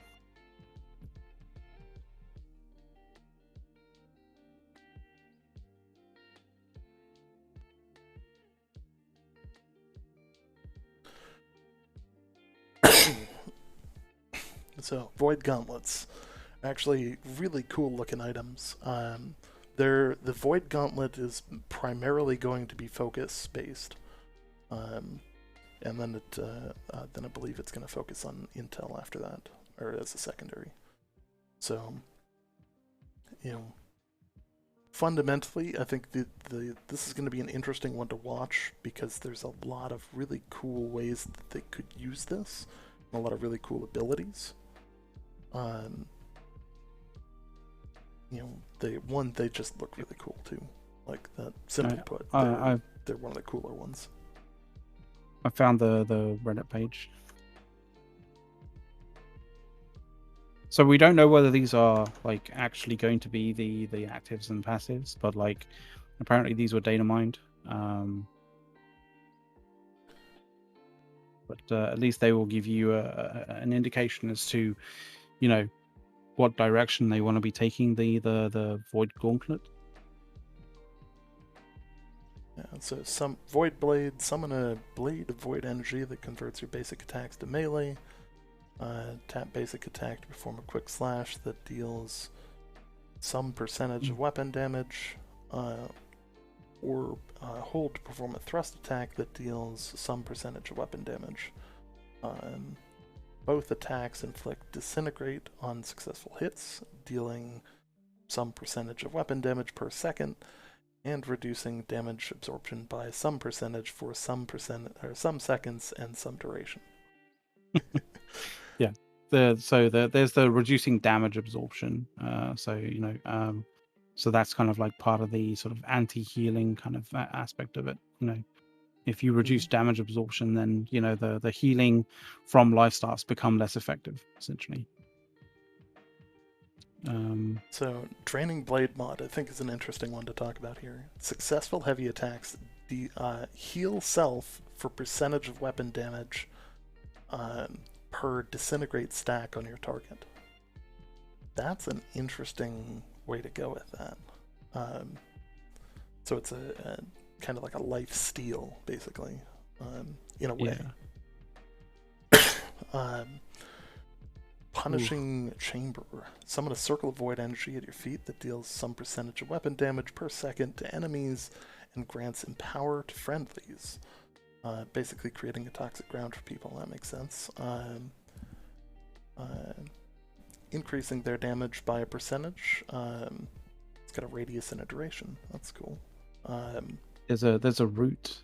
There's an active ability with a root, which is going to be interesting because roots are heavy CC. Like, they basically almost stop you in its tracks. And that's Petrifying Scream, which is to unleash a void-infused scream, dealing X percentage of weapon damage and inflicting a root to enemies 4 meters in front of you.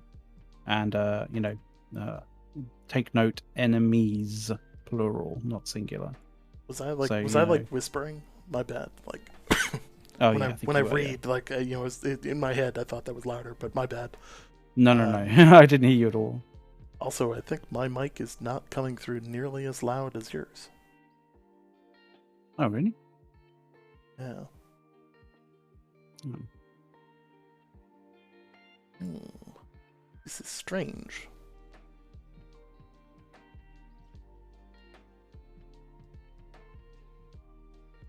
So the interesting thing about that is the route isn't that far. Like it's 4 meters. It's 4 meters isn't too far. Like it's got a little bit of range, but it's not too far. Like when you're throwing a like say a gravity well, that's going like 8 to 9 meters, and affecting people maybe about sort of for another couple of meters, as well as that. So you're hitting.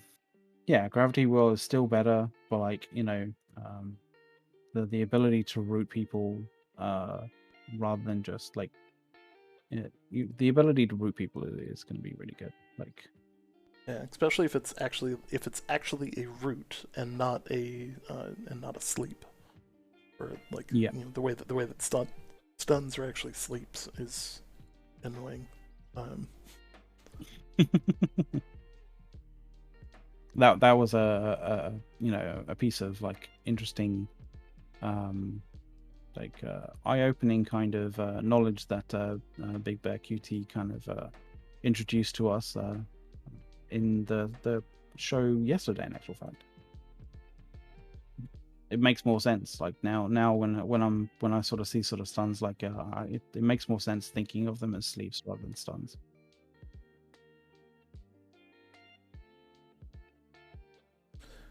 Yeah, the respawn was being abused. I see. I think respawn is one of those things that actually really does need to stay in the game. Just because it is a valuable tool, and it really reduces the number of people that are going to file support tickets, because they can just respawn at a camp, or respawn at their town or the house, or the inn. I actually think that's really important. That's something I hope that they bring back.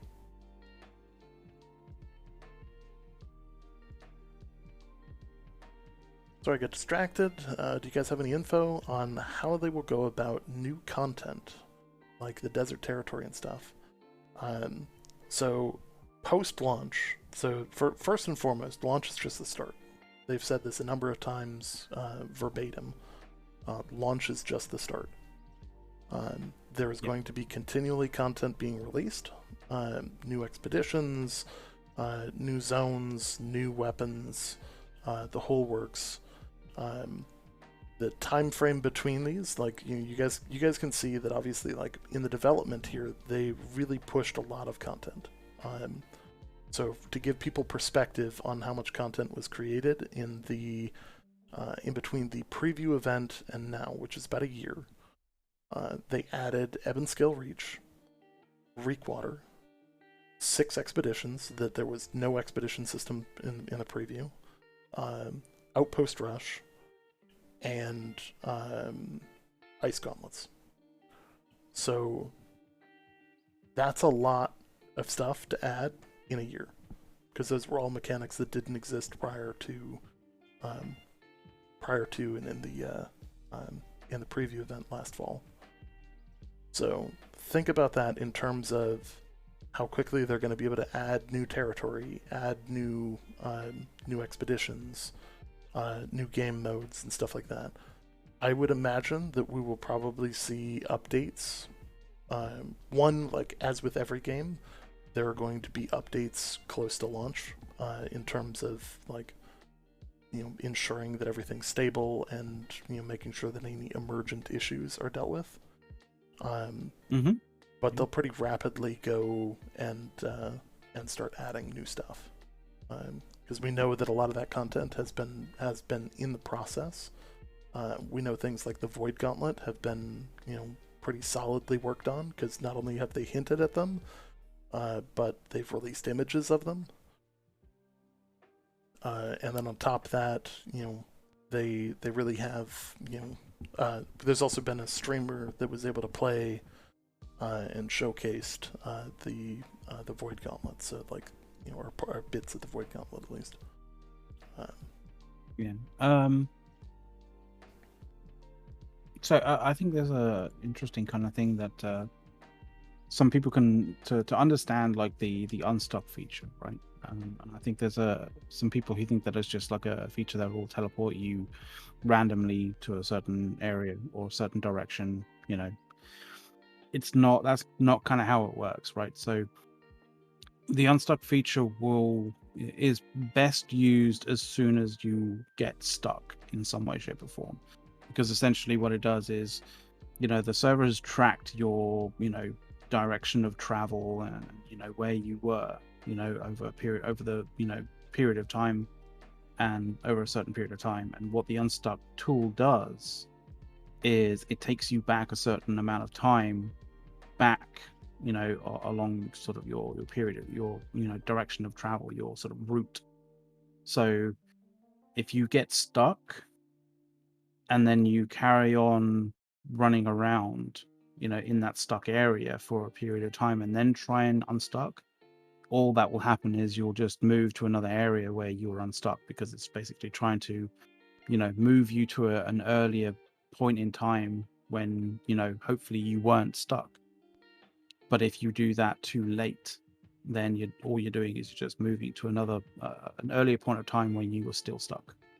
So if you get stuck inside of a rock or inside of something, in an area that you can't get out of, or that you're not going to be able to get out of, the best thing to do is, as soon as you realize that you're stuck, to use the unstuck tool to get out of it. Because the longer you wait, the less likely that tool will teleport you to a point in time when you weren't stuck. I hope that helps.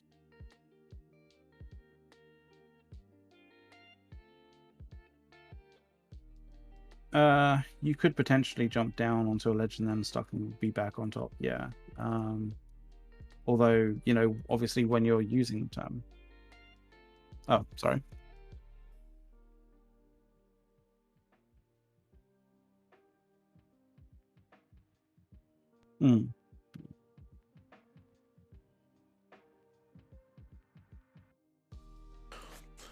That's funny. Sorry, I muted myself because I've been coughing. Catherine with a bit drop. Oh. Thank you. Thank you very much. So what I was saying is, for the for New World merch, below the stream, there's actually a link to the Amazon website. It's an affiliate link that supports us. We get credit for basically referring traffic to Amazon.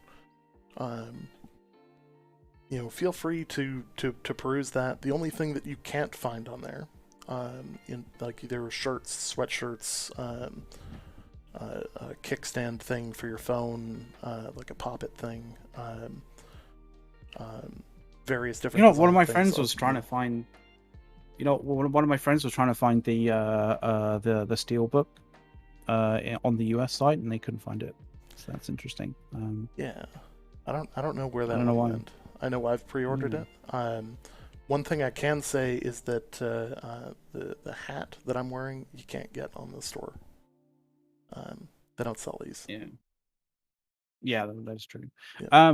I don't think that the gold cap is going to negatively affect any player economy. Like, honestly, the gold cap is so large that it shouldn't. And if in any way it could potentially, like, you always have the ability to create like a company.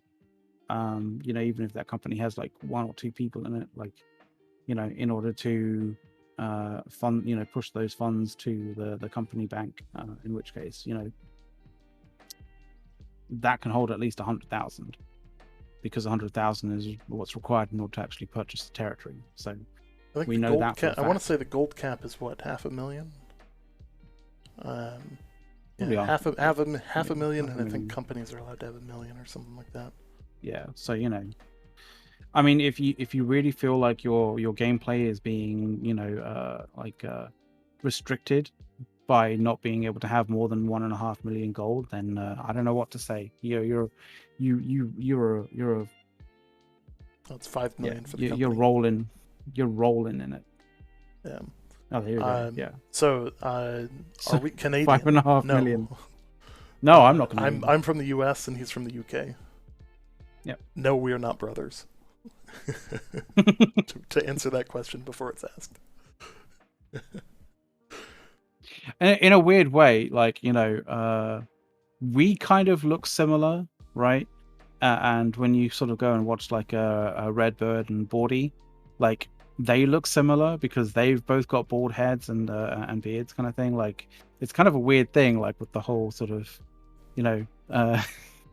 like streamer duos kind of like being kind of quite similar. It's sort of weird. I'm not gonna lie, like in terms of like the OG streamers for New World, like the content creators, there is a strong beard game going on. Like almost all of the New World streamers from like back in the beginning. So like Studio Loot, us, Dane, I don't know. I haven't seen Sir Medieval's actual face, but like I would assume that he's got a beard. I don't know why I assume he's got a beard, but I would just assume that he does. He's gonna do a face reveal, and all it's gonna be is like a fucking it's gonna be a big fucking helmet. That's all it's gonna be.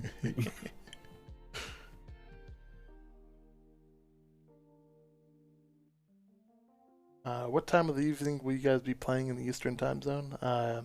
I'm basically right after work is when I generally would log in. I play most of the day on the weekends. Yeah, East Coast prime time, because I'm from the UK, and I'll probably be my prime time is going to be a little earlier, so I can do the early game. Time zone wise, anyway. Yeah, guys, stock up on the New World merch. Links below the stream here. Like, there's some cool stuff. Like I know I'm not wearing it today, but like yesterday I was wearing the New World shirt. The sweatshirt is actually quite comfortable. And then they've got like the Covenant T-shirt is the other one that I own. It's really good. Yeah, the T-shirts are pretty good. I can definitely recommend them. One thing I can say is that like there's for like the closed beta, like I think I took a week off. One because I needed to take a week off because I needed to relax a bit. But for launch, I'm actually not taking time off because in true terrible fashion, my brother has a wedding the weekend before launch, so I get back on the Monday. Like who gets married on a Sunday in like bad timing? Who gets married on a Sunday? Like if you drink at the wedding, then like you can't. Like Monday is a wash. Yeah. Unless you're taking the entire next week off. So I think I'm actually taking off. I'm taking off for Tuesday. So Monday, Tuesday, because I'm flying back Monday. So we may have McLeod stream in my absence, or run the stream off his computer because we need that to be a thing. But especially like that weekend's gonna be key for all kinds of things. But for launch, like I'm not taking the week off because like for the closed beta it was all about getting to 60 because like that's how you got additional eyes on your content. Like hey, I made it to 60. I'm in it with the end game content and showcasing stuff that other people weren't able to get to. But when it comes to release, I've got months to get there if I want. Like we know how to optimize our time and get there quickly, but we're not gonna I'm not gonna burn myself out powering to 60. Just gonna take my time. I want to enjoy the content. I want to enjoy the content. Like That said, like our version of taking our time is still powering through fast. things compared to most people. Because again, like Yeah. when you accept a quest and you're still trying to figure out where to go, we already know where the quest objectives are. We're not looking for Yeah. things. We know where they are. We know where all of the crates are. So like, that's just the thing that like we're optimized because we have done it before in so many ways. Yeah. That's just that. I mean, that's just that's just the fact of life. Like when you've done the same quest like over and over and over and over and over, right? Mm-hmm. It's just one of those things. The quest objectives don't really change in terms of like their respective locations and stuff. But Frankly, one of the things that I'm looking forward to most is not having my character reset. Like, yeah, actually, it'll be a really weird experience because like our experience of New World has always been a case of like it's a limited time. You only have a certain amount of time to do it. Like sometimes you weren't really told like the time period. But you knew that it was limited, right? You knew that at some point it was going to basically be wiped, and they were going to go to a new testing period, a new testing kind of regime, and you weren't sure whether you were going to be a part of it or not, right? So it's going to be so different, when the game launches, and you're going to be like, well, it's not limited. Like we have all the time in the world to go and do the content that we want to do and how we want to do it, and it's not going to be a situation where the game's going to be down for weeks at a time or months at a time. mm-hmm. So why would they launch on a Tuesday? So That's this is actually actually a interesting. more normal thing than people think it is. Yeah. And it has more to do with labor law and overtime than anything else. It is a standard. So the reason that you launch on a Tuesday is Monday is your go no go. Your final checks, where people are generally they're going to have worked the weekend before anyways. But your server team from launch onward is going to be on for basically the whole time, but you still want to give people their weekend. So hopefully, and they've really been stressing the server stability in their patches. Tuesday is so that they have all of Tuesday, all of Wednesday, all of Thursday, all of Friday to fix the servers, so that the server team can reduce down to a couple of guys instead of their full team for the weekend. And the other kind of thing breaks is, and they don't have to call people in. So that way they're not paying the overtime. Yeah, the other kind of thing is, when it comes, I don't know if you've ever experienced a game being launched or patches happening, like on say a Thursday or a Friday, right? If someone introduces a patch that is like introduces some new content and stuff like that on a Friday, right? You have to understand that most development teams, they see this as a 9-to-5 job, right? They're sort of passionate for the thing, for what they're creating, can tend to sort of drive them into overtime, beyond those hours to some degree. But most of them kind of see it as an office styled 9-to-5 job where they have the weekend off to do, what they need to do in their life, right? As a normal kind of thing, if you launch a patch with new stuff that's broken or for whatever reason, and you launch it on a Friday or a Thursday, if you launch it on a Thursday, right, you have at least, when that patch goes live and the Friday to try and fix it and release a second patch. But if you launch it on a Friday, you better hope and pray that you are launching it to a bunch of to a community that is extremely understanding of the fact that you're not going to be in the office to to fix stuff for like 2 to 3 days, right? And that they're just going to have to grin and bear it for that period of time until you get into the office on Monday and fix it, and then release a patch for it. Which is why you don't do it on a Friday, which is why you do it at the start of the week. it almost seems like you should do it Monday, but Monday it is the day when, like, you know, you can absolutely guarantee that anything that was pressing for being finished on Friday wasn't rushed on Friday, and that, like, you can absolutely guarantee that anything that is going into the patch, you know, hasn't been rushed through on a Friday and it has errors and issues with it. You can confirm it on the Monday, make sure that everything's right, and then you can push it on Tuesday. Mm-hmm. It also means you've got additional time before the weekend, because the weekend is when your servers are going to get bombed with new people. Yeah. So like it gives you that Tuesday, Wednesday, Thursday, Friday to get everything sorted and solve like the biggest issues. So that your first weekend is the first weekend is going to set records. Like that's the important thing, is it will set records. My anticipation, there were 200,000 on the peak for the closed beta. My anticipation is between 300 and 500,000 for launch. It's going to be interesting. I think this is going to be one of the biggest MMO launches that we've seen in a very, very long time. I mean, yeah, it's definitely going to be interesting, dude. Like, hopefully the servers don't catch on fire and fall over and turn into slag in any way, shape, or form.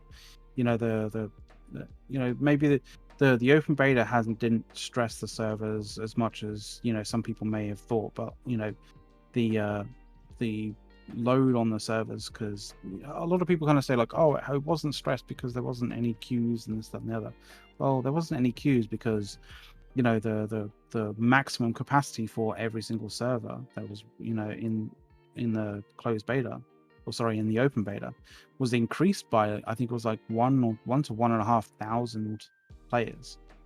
So, you know, any of those like servers that had like, you know, queues of, you know, 500, 600, right? You know, they wouldn't be there because, you know, those queues, you know, were basically, you know, nuked, and everybody in those queues could get into the server straight away. So, yeah, there's also but, you know, a kind of artificial inflation on specific servers. So like one of the servers being super heavily populated with big name streamers was causing massive queue times because it was just way more people than the server should ever have on it. Like there was like, I think there was like 20,000 people in the queue. Like that's way more people than that single shard should have on it. Yeah. So like that's just one of those, like, you got to be realistic with it, and like the closed beta, like, hey, it is what it is. For launch, people are going to spread out. It's going to be so that's one of the other kind of things about it, right? Is that you know, if you can't get on the server for whatever reason, you know, remember, this isn't like a limited time game, right? This is a persistent universe. This is basically a persistent world. You know, there's not going to be, as you know, as far as I know, and from what I know, like, there is not going to be wipes. There's not going to be territory resets. There's not going to be anything like that. Like, you know, if there's duping bugs or issues with duplication, item duplication, gold duplication, you know, Amazon will have the telemetry. They'll have the data to be able to tell who did it, you know, how much it was, and be able to find where it went and delete it out of the database, right? So, you know, you don't have to worry about, like, you know, item duplication or gold sort of duplication causing, you know, an instance where, you know, they have to like do a complete like full wipe of a particular server, because I highly doubt that will end up being the case in any way, shape, or form. So, with that said, you know, because you don't have this, you know, this issue with wiping in any way, shape, or form in any kind of period after the launch, you end up in the situation where yeah, there's going to be a rush to grab, to grab territory and that kind of thing. And that's all good and well, and it's to be expected. But it is not like, if someone grabs the territory, if one group grabs the territory, if that one group grabs a majority of the territory, like, that isn't the end of the game. Like, they can, we've seen this in other MMOs and other persistent worlds, right? You have a group that controls an area. Yeah, they may control an area for a little while, but like, these are all groups and of human beings who can actually end up uh you know fracturing apart because of egos and stuff like that, right? And in those situations, their capacity to hold on to territory can diminish significantly. And in those situations, you may find that, like, being able to take over territory, even though it was held by the most active or the most the largest group in that on that server, becomes a cakewalk. Like, it could very much be that kind of case. Mm-hmm. So I wanna take a question here. I'm scared of pay-to-win systems being added to compensate for some things in the game, since it's not going to have a subscription-based game. Thoughts on that? What evidence is there that subscription-based games prevent pay-to-win? There's none.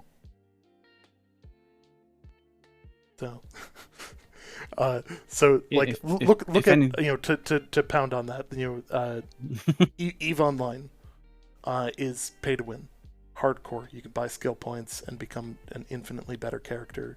World of Warcraft, you can buy at level 60 right away for like $50. They're X, Y, and Z, like, can go all the way down the list. Almost every MMO has pay to win in it. Whether they're subscription or not, they've got it in it. Yeah. So fundamentally, like, it's not a subscription-based game. So what are they going to have to do to make it more successful, or make it make money? This is where cosmetics come into play. Hopefully cosmetics are the answer. However, if they're not, that's fine. There are other things that they can sell. They can sell things like rested XP. And before everybody loses their shit, let me explain what rested XP is. Rested XP is not XP. So currently, if you log out in the game for more than 8 hours, for every 1 hour you spend past that 8 hours, you gain 1% rested XP. Rested XP builds up to a total of 150%. 150% is 1.5 levels. Now, you then log in. Let's say you've capped it out. You log in the next time. You've got 150% rested XP. You still have to earn that XP, but it comes to you. You don't just get given it. Yeah. So, like, selling something like a rested XP booster is actually a really artfully done way of enabling casual players to still keep up, even though they won't be playing as often.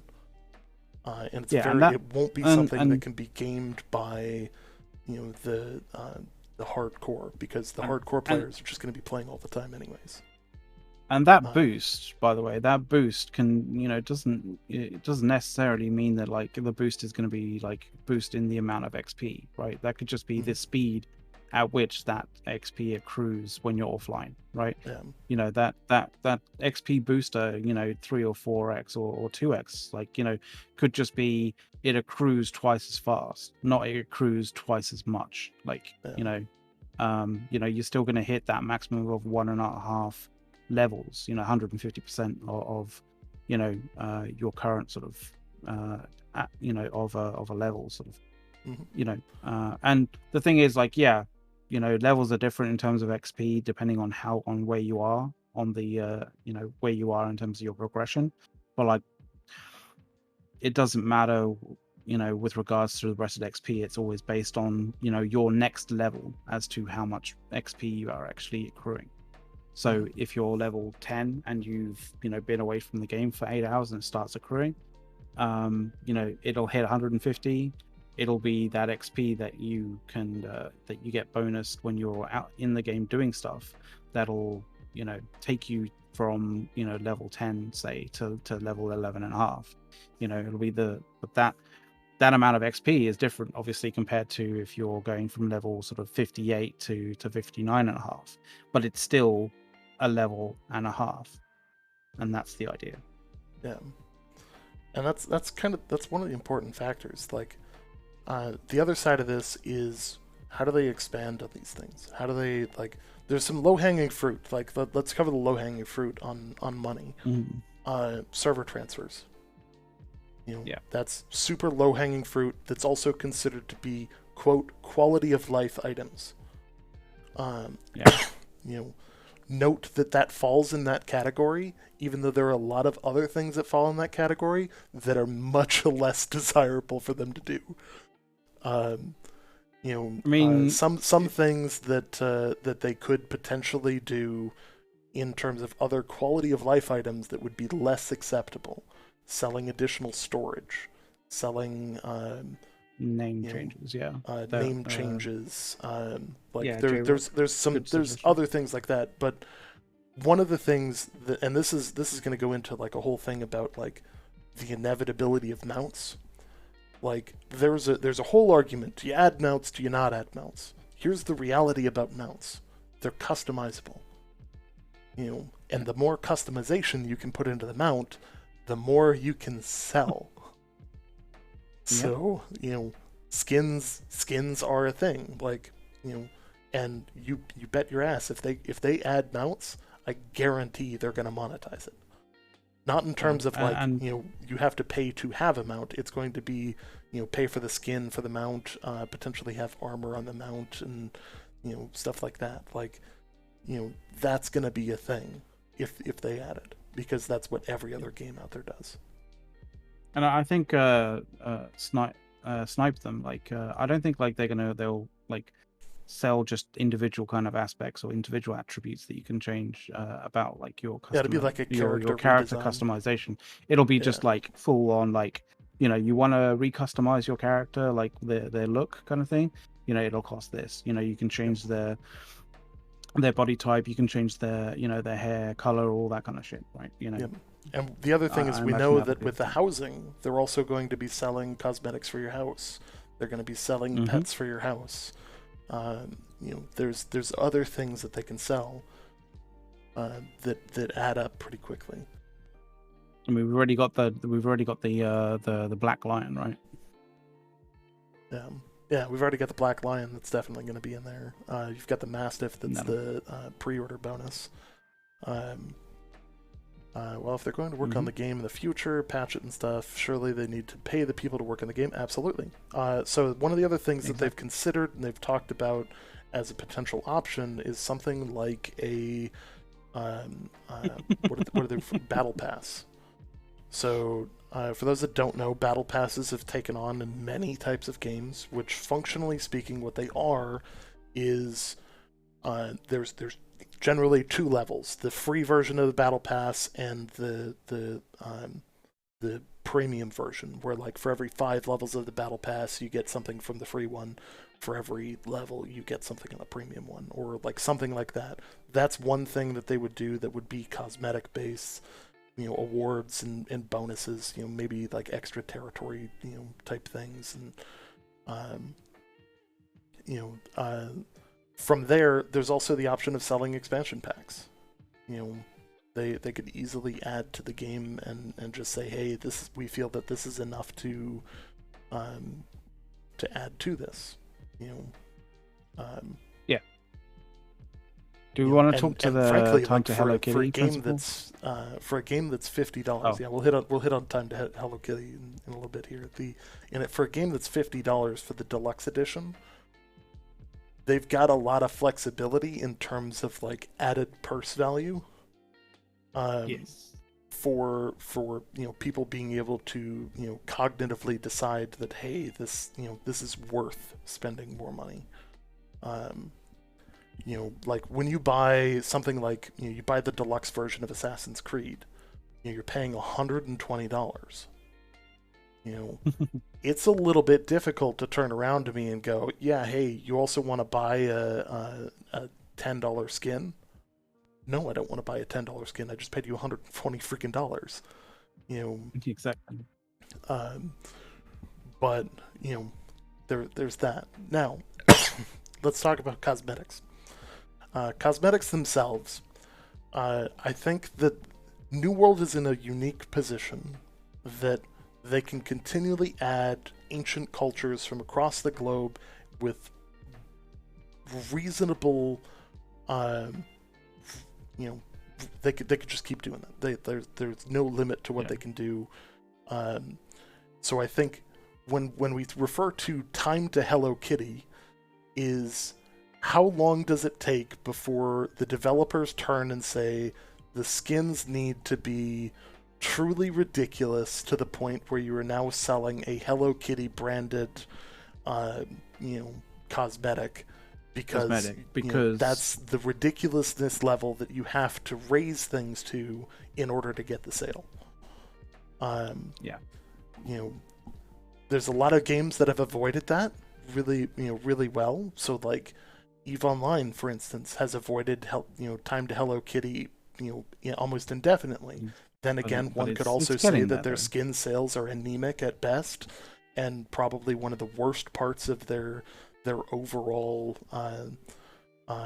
sales and monetization of their game. Yes, I'm ripping the hell out of CCP games because, frankly, they deserve it. This is coming from somebody who ran for CSM for like 7 years, so like, he does know what he's talking about in that regard. They have dug their grave, and I'm just waiting to watch Eve die. Unfortunately, sorry for anybody who is a true diehard fan for Eve, but So just as a thing, is like, so in a scenario where the majority of the sort of income is going to be derived from sales of skins, right? That time to Hello Kitty, how can that be kind of sort of reduced or maybe even removed? Like, is there any techniques to be able to do that? So this is where, like, giving yourself plausible, good reasons to add in other variants of artwork, and other like influences to the artwork, that are still bound within the game. So like, I don't have a lot of fear that it's going to be a short turnaround for New World because of this. By adding in a new zone that might that includes the Romans and possibly the Egyptians, that's cool. Like, that gives you 2 cultures and 2 more sets of cleared skins to dig through. And of course, there's a lot of options between the 2 of those for skins.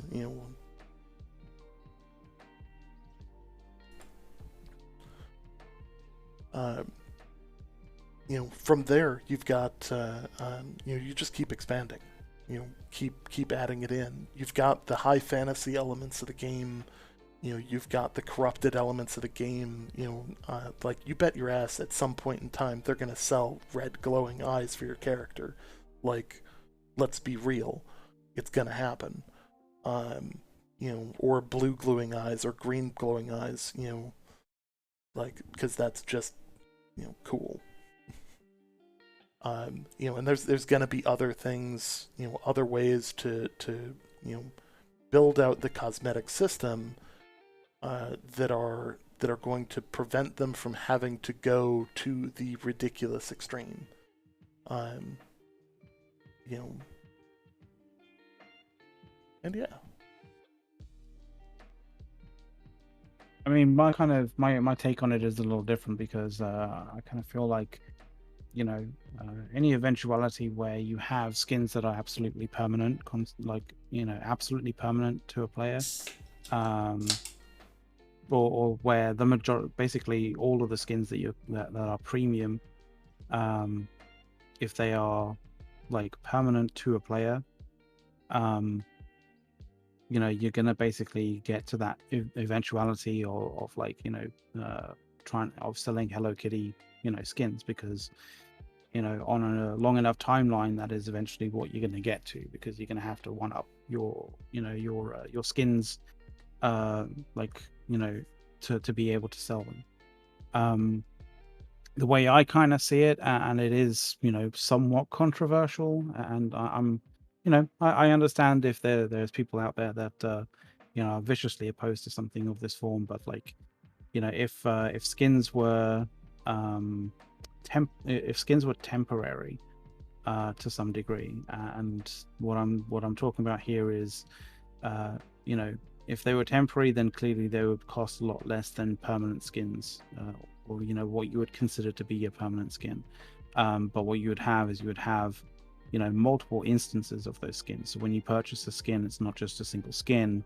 You're purchasing, say, 100 copies of those skins, right? And those skins essentially sort of you don't lose them when you die, in the world or something like that. Essentially, when you apply those skins to something, that skin lasts a certain period of time, and then it sort of like breaks, or it sort of like it erodes away, essentially, right?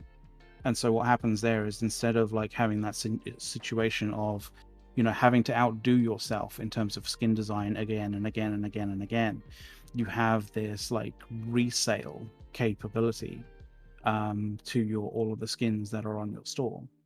And the idea of that is, you don't make them cost what people expect skins to cost these days. When you see like skins in, like, say, Valorant, that cost like $40, $50, $60, like, to me that is ridiculous, especially when the skins aren't exactly don't exactly cost in terms of development time anywhere near that to make.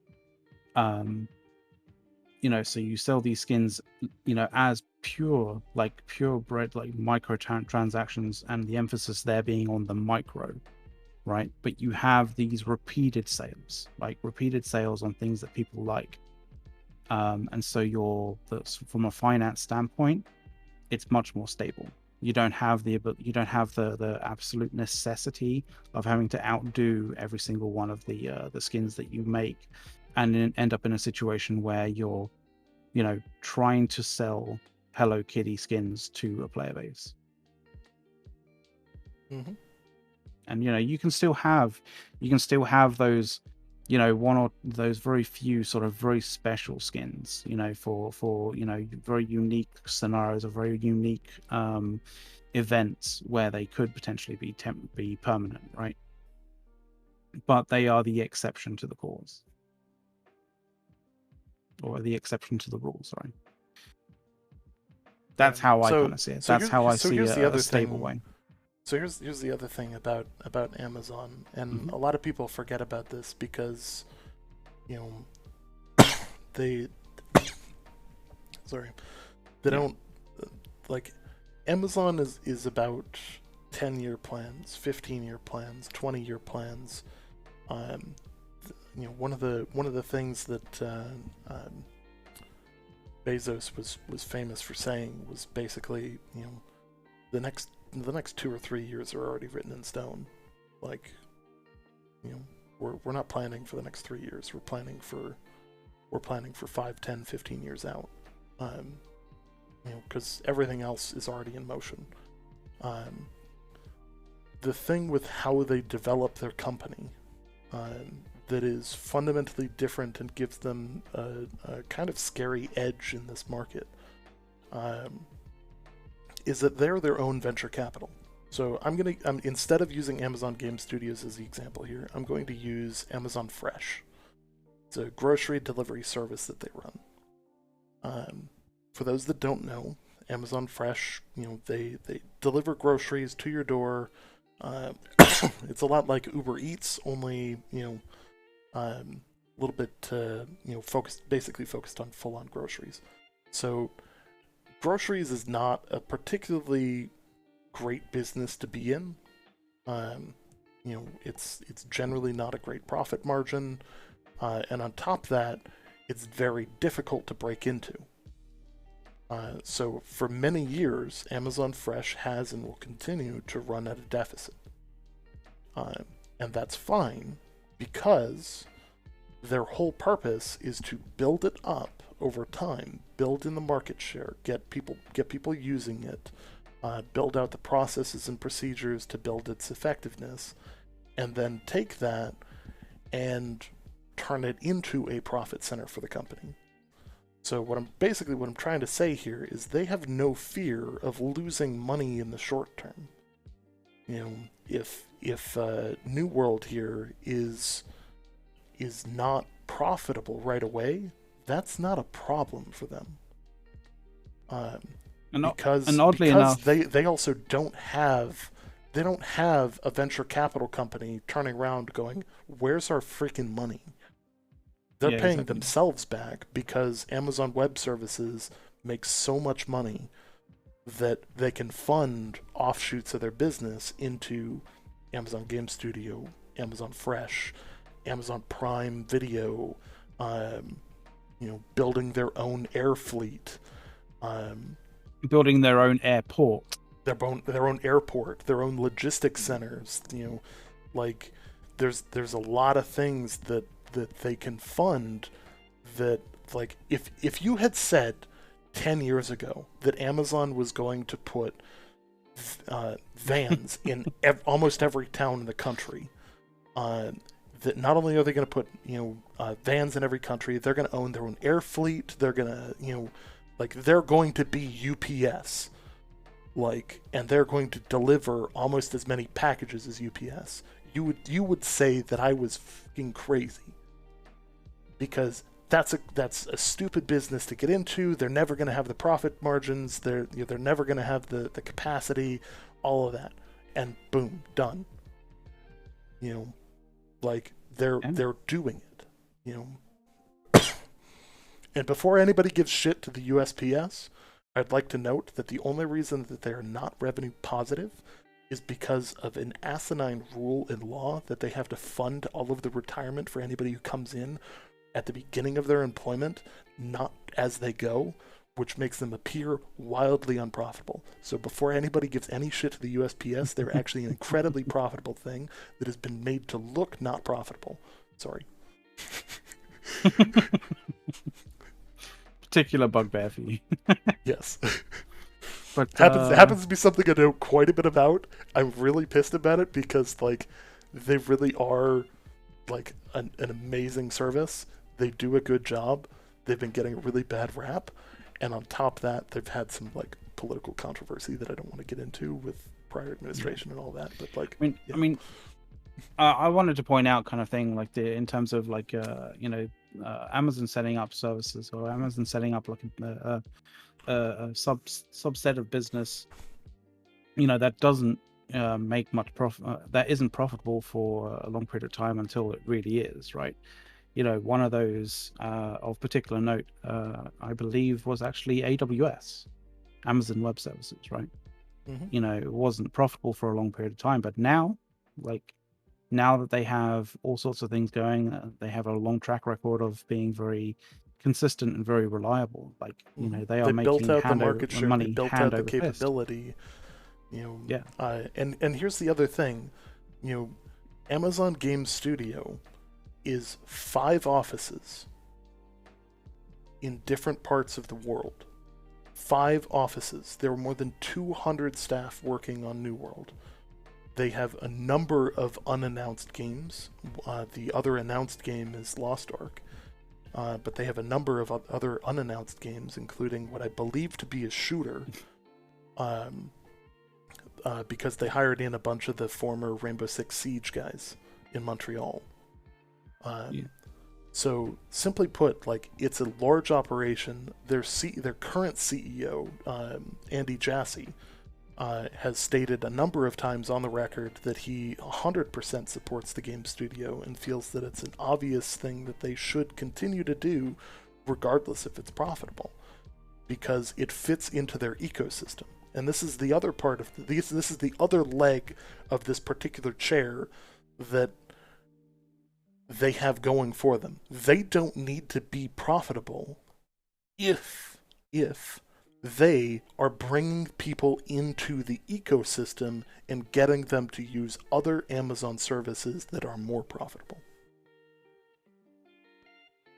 And that is a very difficult number to get, but if they sell somebody on Prime, that's $100, or that's 100. I think it's 120 now. That they pulled in because they were exposed to it. We don't know how people are actually going to purchase the premium currency in the game for buying skins and that, but you can almost assume that they're going to use their own storefront. It's there. Why not? So you would imagine, hey, they're bringing people into the Amazon site, which means they got to make an account. Maybe they make some incentives for Prime members. Hey, you can get an added skin if you get an Amazon Prime account. There are a lot of things there. On top of that, there's money that they can bring in from Twitch, which they also own, by getting people to play the game, getting people to watch the game, getting people to support streamers streaming the game. By making the game streamable, they're actually making more money. Those are a lot of the other factors in play here when it comes to monetizing this game that other studios don't have. And it's why Amazon Game Studio is actually a very frightening concept to companies like EA. Because EA is all about, hey, we're going to launch a game. It's gotta hit the timelines because it's gotta be profitable. Yep. And if you spend too much time developing it, then unfortunately, you're gonna have to it's going to launch in an unready state. Battlefield 5. Good luck. Still doesn't. I don't think they've. I think still, Battlefield 5 still does not have these skins for tanks. Jesus. That took way too long. Don't know if you ever seen a postal delivery sort of notification like that. I put it in chat, but I'll send you the link as well. But that was hilarious for me. Package fell in ocean. Yeah.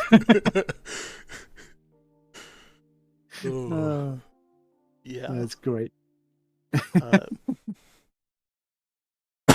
So one of the other things, I've had the privilege of being whitelisted by a number of gaming companies to do alpha and technical testing.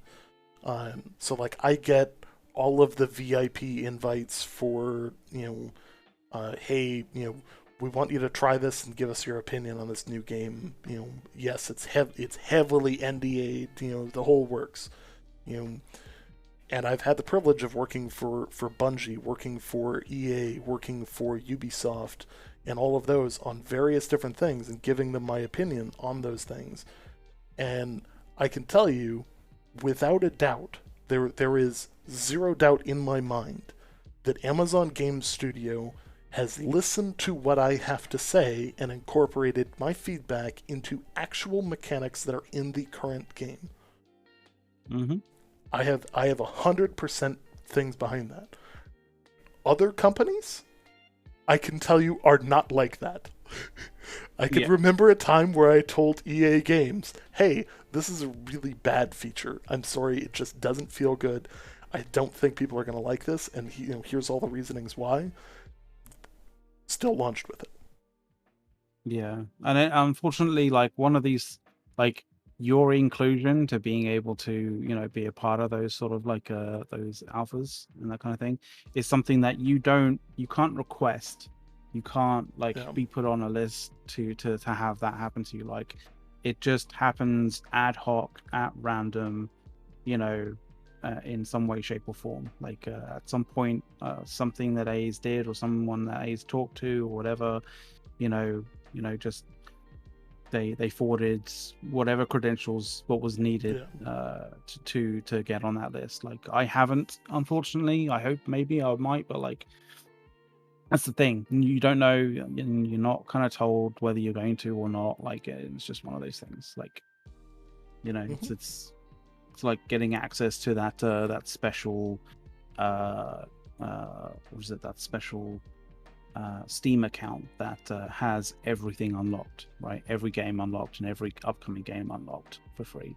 Like that apparently that Steam client exists, but it's for very, very special people. Yeah. For the record, how to get on those kind of lists is to work well and be the kind of people that give quality feedback. You don't need to have a massive following. We've only got 130 people in here. I'm grateful for that. But you get onto those kind of lists because you give quality feedback, not because you have 200,000 followers. And when I say quality feedback, I mean something more than oh, this sucks. Well, why does it suck? What makes you feel that way? What would be better? What are some considerations in how the system is currently implemented, or is there any ways of changing the current system, or is it something that we need to revamp from the start? Like that kind of feedback is infinitely better than oh, this sucks. Like, game is trash. Being the guy that writes out the 15-page, hey, I tried this. I don't feel that this content is worth running. And here's my detailed analysis of it. Is gonna be way better to get you an invite to like technical tests and stuff like that. Yeah, for sure. Because that's what they're ultimately looking for, and like if they. And the other thing, that's one of the reasons why, you don't know, there's no kind of rhyme or reason as to how you actually get on there, aside from, being good at giving quality, feedback. Is, because if they did have a formal way of getting onto it, people would try and game it. It's all devil is in the details when it comes to feedback. And as much as people would be like, oh, we got to force the devs into making a change, you don't force them into doing anything. You give them a calm, logical reason on why they should go a certain direction that also makes monetary sense. They're probably going to do it. Because at its heart, it's a company, and they're going to make logic-based decisions. Yeah, that is very true. Then again, CCP Games exists, so the ideas not necessarily followed everywhere. Had to throw the shiv in the side there. Yeah. Was that enemy, that sort of fairly large enemy that was kind of like spring well or whatever it was, like looked like it was wearing kind of like a buttress. It was weird. Yeah. So one of the cool things, like, there are a lot of people out there that are really passionate about New World, and part of that is because there's a lot of us that have been around for a long time. So going back to the comment about 150 users, you're so much about yourself. Like, bro, we've been doing this a year and 9 months. Like, we're not doing it for the money. Like, we just ran the numbers and we're barely even profitable over the course of the last, and not accounting for our time in that. Like, we do this because we love this. Yeah. We have a passion for this game because Amazon has bought us in. Not in terms of bought us out, like in terms of paid us. They've bought us in terms of brought us into the process, made us feel as though our opinions mattered. And Yeah, then exactly. on top of that, followed it up with actionable things to say, hey, you are, here's the feedback you gave. One of the feedback we gave a while back was it would be really nice to have um, voiceovers for quests, to add a Yeah, little bit more immersion. Boom, it's in the game. It'd be really nice to have, the dungeons. ability to, yeah, Boom, it's in the game. It'd be really nice to have a game mode or an area of the map that you could go to that has constant PvP with good reasons to fight each other and all of that. Boom, Outpost Rush exists. You know, there's a reason why you can lock items from being salvaged. mhm, That exists because players gave a good reasoned a good logical reason for it to be in the game, and yeah, voila, it's in the game. Like that didn't exist in the game prior to people playing the game actually sort of requesting it. It was requested, and there was a good reason for it to be there, and it was added into the game. Like, yeah. Now, I want to hit on that 150 comment one more time. And it's not and it's just smashing into here's the thing. I don't mean any of this in a bad way. We're streaming to 150 people. As far as I can tell, we are the top English speaking stream in the category for a game that is not out yet. We are, after this stream, eligible to apply for Twitch Partner. Like, think about that technically. for a moment. We're potentially going to get partnered for running a stream for a game that's not out. That's pretty funny.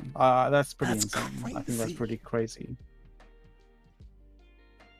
Like, I mean, I don't know our chances as to getting partner, but like if it did happen, that'd be so insane. But I mean, I'm not gonna be like, like, oh yeah, we're definitely gonna get partner kind of thing, like, because we know people who have applied for partnership and for the have met record, the Daopa right doesn't count criteria and because stuff. he's got an embed. He's embedded on a Yeah, site. There's not actually 234 people watching that stream. There's yeah, 234 people like loaded onto like an Eve Intel site. Just putting that yeah. out there. Dayover runs basically a website that has those in embed on every single page, Yeah, and great that's the great guy. reason Don't get why. me wrong here, but like, Yeah, he knows yeah, his shit. yeah. But Um, you go to, if you sort of peruse his stream, you'll find that the Twitch chat in there is nowhere near as fun, like going in anywhere near a rate that ours is.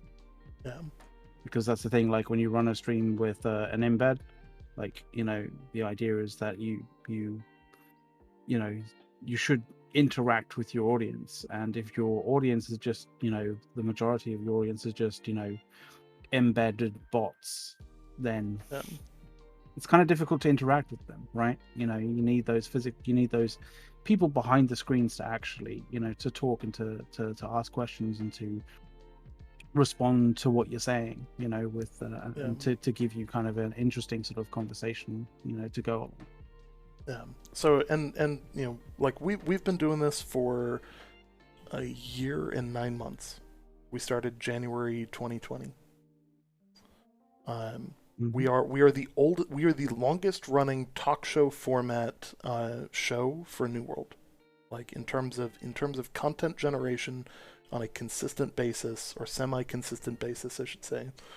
Um, due to my job, I wasn't able to make a couple of weeks, but you know, like we're excited. Hey, thanks for the bits. Appreciate that. Cheers, buddy. I already love the game. Can't wait for it. Dude, I can't wait for launch. It's gonna be so good. It's gonna be so good. Like, I'm pumped. And thanks everyone for the follows too. Like, it really does help. Those goats. The goats, yeah. Yeah.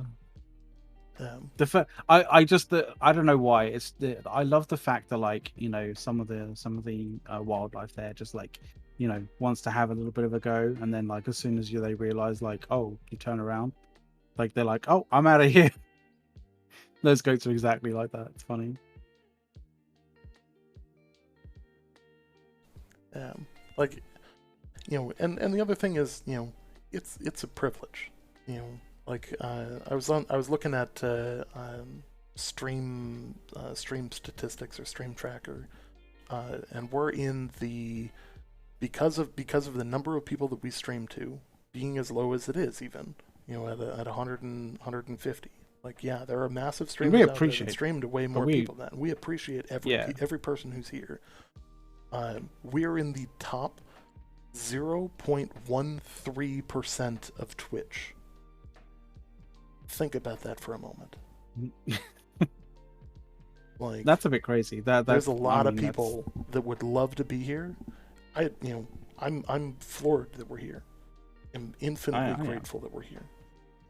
Do I think that we're hot shit? No. Like, do I think this could turn into something? Yeah. Yeah. Let's continue. We're going to continue to put the effort in. We're going to continue to grow. We're, like, that's how this works. Yeah.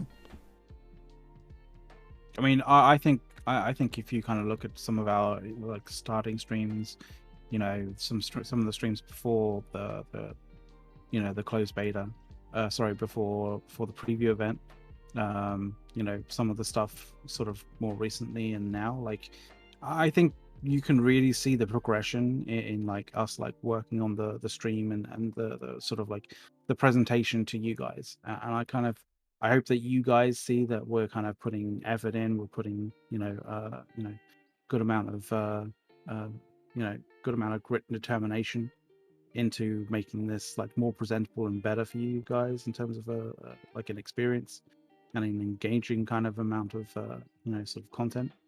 And I want to continue. I want to like I'm never really happy about like just settling on something. I'm always like there, sort of like wanting to tinker it and wanting to do a little bit more to make it a little bit better kind of thing. So I hope to carry on doing that.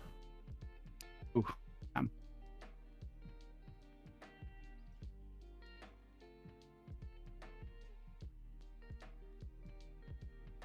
right, that should fix it here. Yeah. Yeah, I changed this to US East. So servers sorted for launch, yes. I think they've made those decisions. They're going to make an announcements on where, how many, and what their names are closer to launch. I would assume that we'll probably get something this week on that, theoretically. What MMOs are you guys moving to New World from? So for me, I've actually been playing New World for the last 3 years. But I moved from EVE Online, which, there was a massive falling out between me and EVE Online. But yeah. Yeah, just a bit. And McLeod here still is a, still is a reluctant EVE player.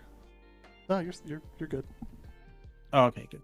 Yeah. Yeah, I'm still an EVE player, but I've played things, a couple other different things, like not really MMOs as such, but like sort of hardcore kind of hardcore survival games, things like Rust, things like Just Survive, which is the rebranded version of H1Z1, that kind of thing.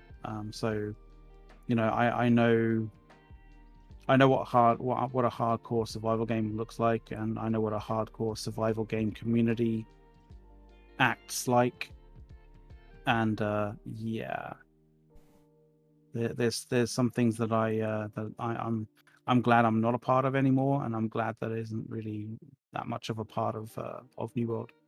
I still like rivalry. I still think that rivalry in games is very, very much an enjoyable kind of thing. You just have to make sure that like people don't take it too fucking seriously, because like when people go too far and they like and we've seen this in other MMOs, and we've seen this in things like New World, not New World. We've seen this in things like EVE Online. when people take their rivalries too far and they start to actually, break laws, and commit felonies, out of like the desperation to be, more competitive, that is, you're going way over a line that should never have been crossed, and you should never have had that mentality. There was a line that you should have seen that you should never have crossed in that regard. And I hope that the rivalries in New World never get to that kind of that level, and people be fucking sensible. Yeah. So we missed a really good question in chat here, and really? thank you for like pointing it out that we missed it, because this is actually like, I don't want to give the impression that we're not willing to cover the bad stuff. So the question itself, I've heard a lot of the positives so far.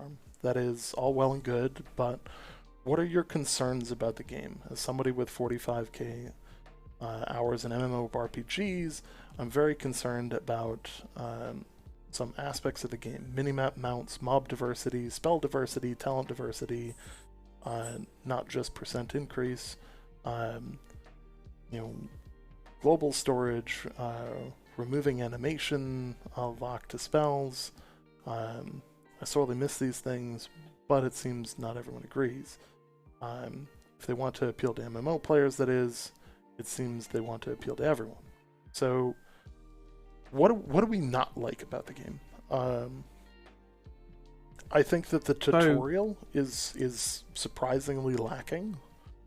It gets you in and then just kind of like good luck. It's better than a lot of games, but it is sorely lacking in a lot of things. Like, there's a lot of combat-based sort of intricacies that kind of get explained in tooltips, but you have to find those tooltips and you have to see those tooltips and read them.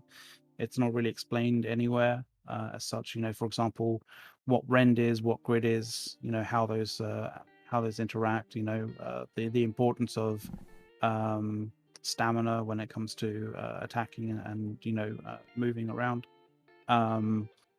There's, I think, probably one of the most concerning things that I have is sort of somewhat of an economical kind of thing, and that is the item durability, right? The fact that items are always, you can always repair them to full, and they will never break. And even if they do break, you can repair them to full even after they break. And it's just one of those things. I actually where think that's one of the biggest problems. Yeah, like it'll be a slow burn problem, but it'll be a problem that I think is going to be a particularly large one, because it'll start to negatively affect a lot of professions inside of New World. The economics go haywire if gear doesn't exhaust at some point. Yeah.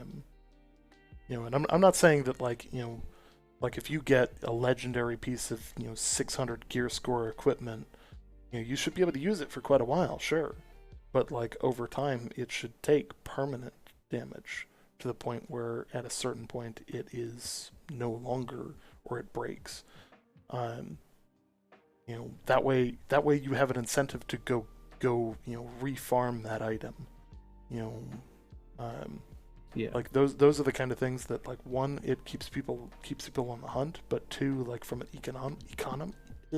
economic standpoint, it keeps gear churning through the market and through the players. It keeps value on gear, because what happens when you build 400,000 swords for a server that has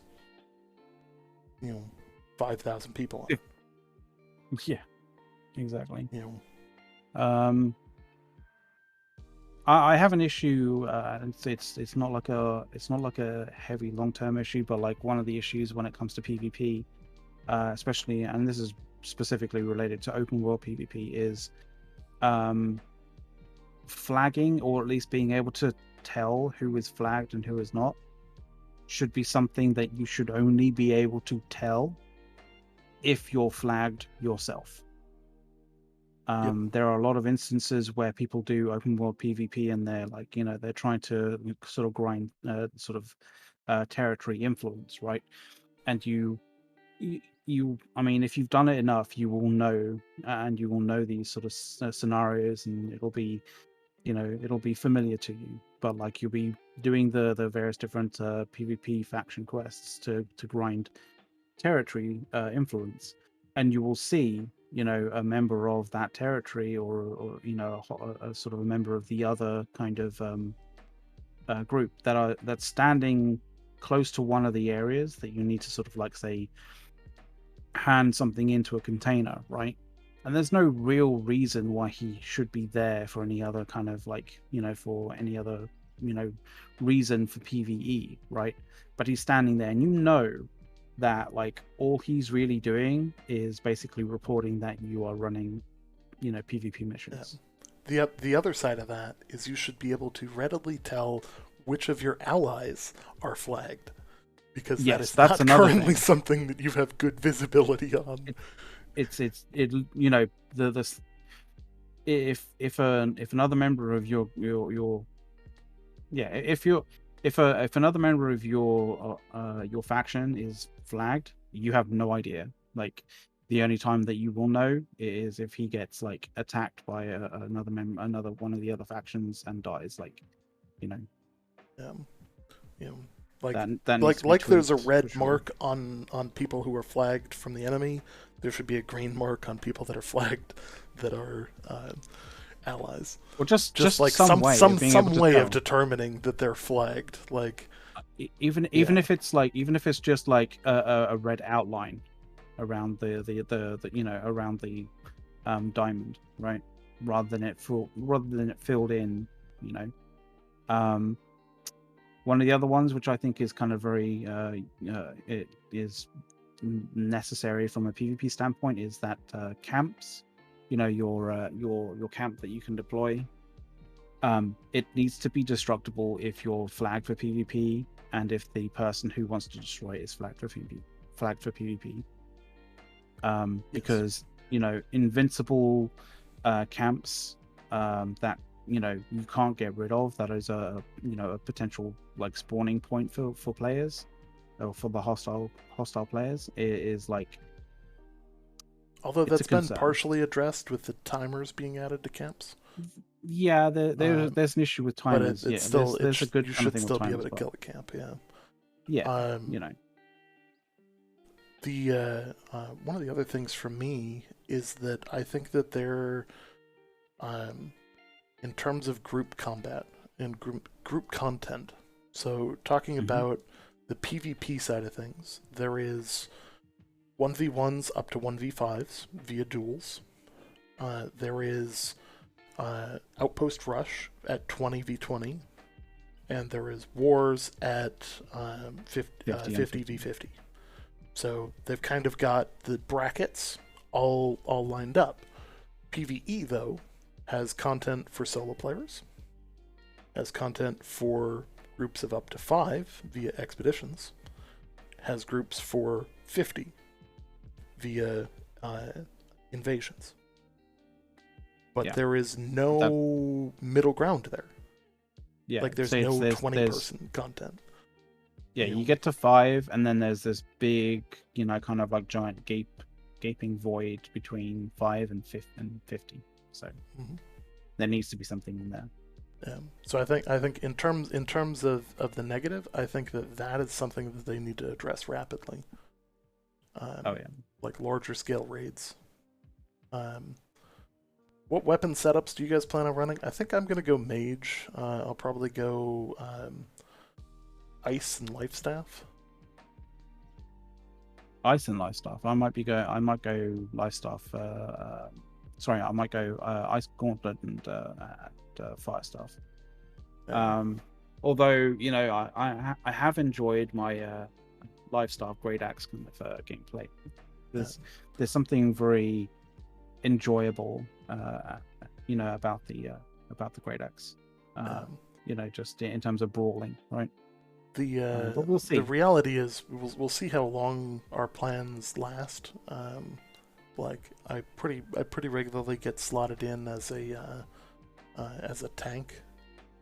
So I may end up sword, shield, great axe, but we'll see.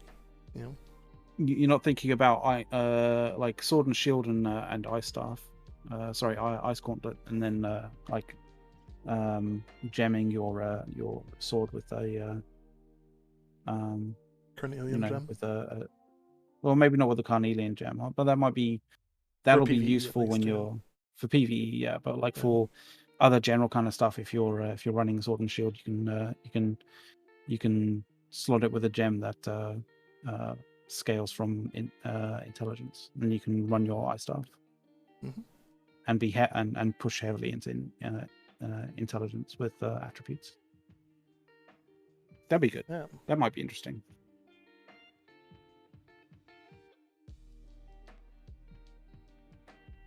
It's amazing how just watching all of the different videos with Scott in him, he looks so different from all of them. Oh, it's you know, it's funny to me because I don't want to say I keep close eye on that, but it's something that I've noticed over the years. Even over the last year, he went from looking like this to he's got long gray hair now, he kind of resembles the scientist from Independence Day. In the latest video, it's actually kind of funny. Super nice guy though.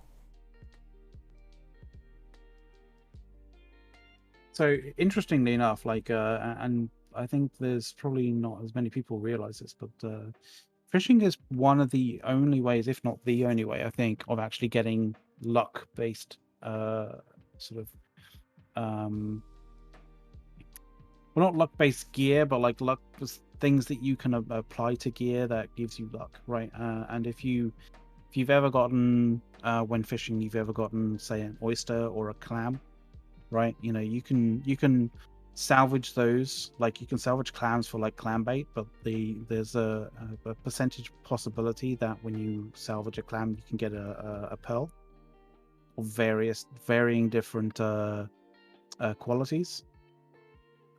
Pearls can be slotted in the gem slot of gear, and they'll give you luck. Nice. Yeah, and they also do not require stone crafting, if I remember right. No, you can take a clam or an oyster, salvage it, get the pearl, and then slot it straight into the to the gear. You don't need to do anything with it. And then it gives you a bonus to luck, which is great.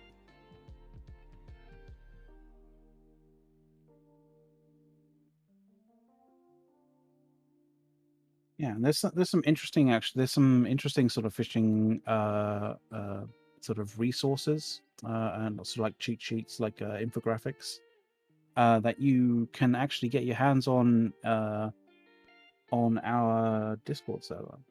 There's a channel for I think it's community resources, and basically we put all sorts of community resources that are useful for people when it comes to New World in there. Those have been basically we've kind of curated those from various different locations and various different people who have created those resources for the community.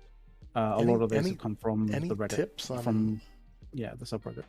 Any tips on earning gold early or any tips on earning gold in the game? First and foremost, are we EU? No. Well, yes and no. He's from UK. I'm from the US. I am. In terms strangely of enough, fishing gold, is actually pretty good. Yeah, strangely enough, fishing has actually good. been really good. Fishing oil, selling fillets, and that is actually really valuable because they're town board items. Selling things on the market, build especially early game, very early game on launch, sell iron tools for a reasonable price, and you'll make money. They don't take a lot to make. There's a few bags that drop, when you're doing sort of your sort of initial questing and stuff. But after that, once the bags are basically created by you purchasing something off the faction store, which is the ruins of holding, right? Yep. So you have the minor ruin holdings, majors, and all that kind of jazz. Like you get increasing versions of them, and so you have to use one of those to create a bag of various different sorts, right? Those they obviously bags don't drop as a drop from NPCs and stuff like that. So if you are good at crafting and are sort of good at going through and getting the faction loyalty points for the store, that is also a good way of making gold fairly quickly as well. I think the other one is, at least at the start, right, the initial sort of start of the when the game actually launches, people will be looking for tools as well. So creating iron tools is also a really good way of some early game gold as well, because again, they don't drop from NPCs and they don't drop in chests and stuff like that. They have to be created by players. This is kind of comical. It defaulted onto the next video in the queue, and literally the video is the 10-hour 10 hours of the. This may take some time to go through. Little fireside chat going on over here. Don't mind us. Yep.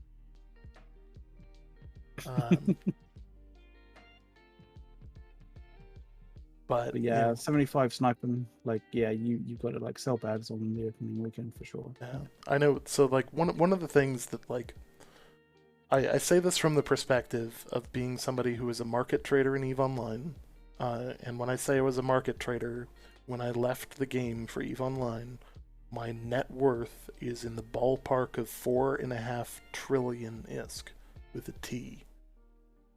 So putting that out there, and you did most of that in you don't get trading. That kind of money from doing the work yourself. You get that money from selling things to people, and selling them more than the item.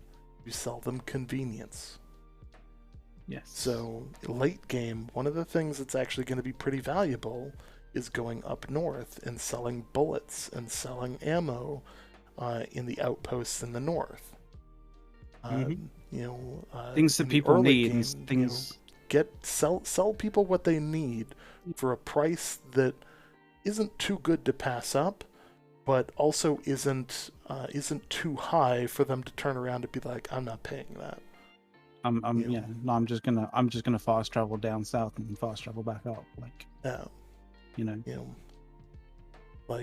Remember what you're actually selling. Like, for instance, fiber.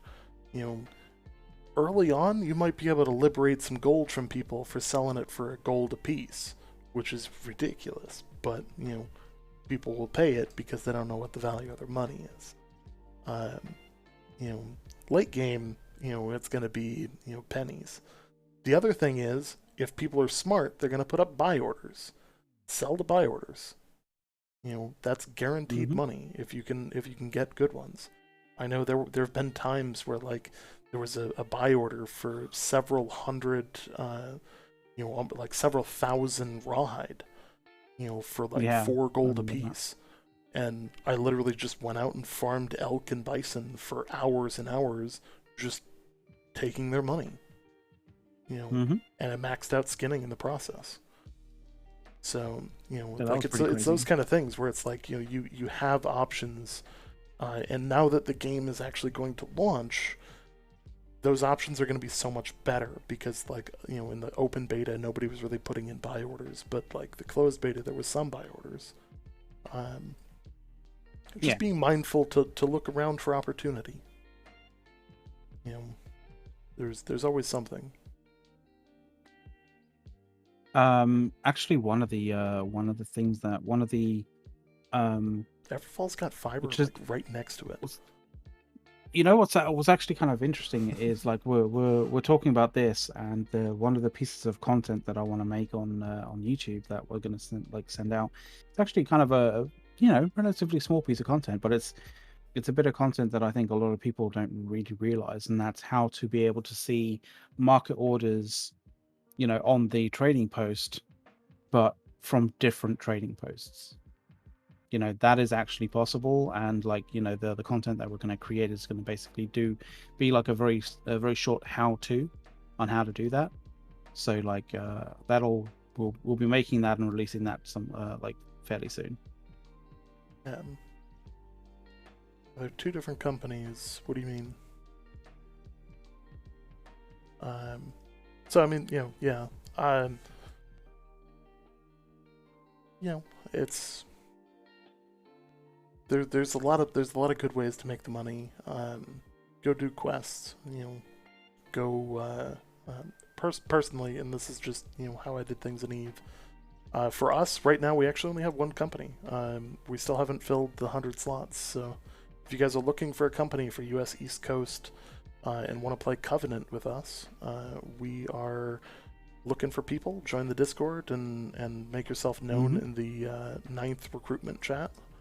The company we run is the 9th Legion. Yeah. And yeah,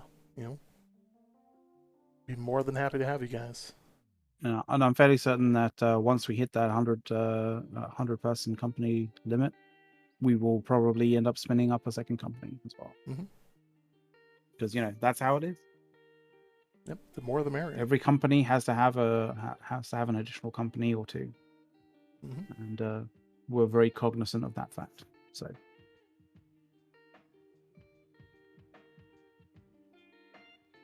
yeah, and yeah, hopefully people were able to get their company names fairly quickly.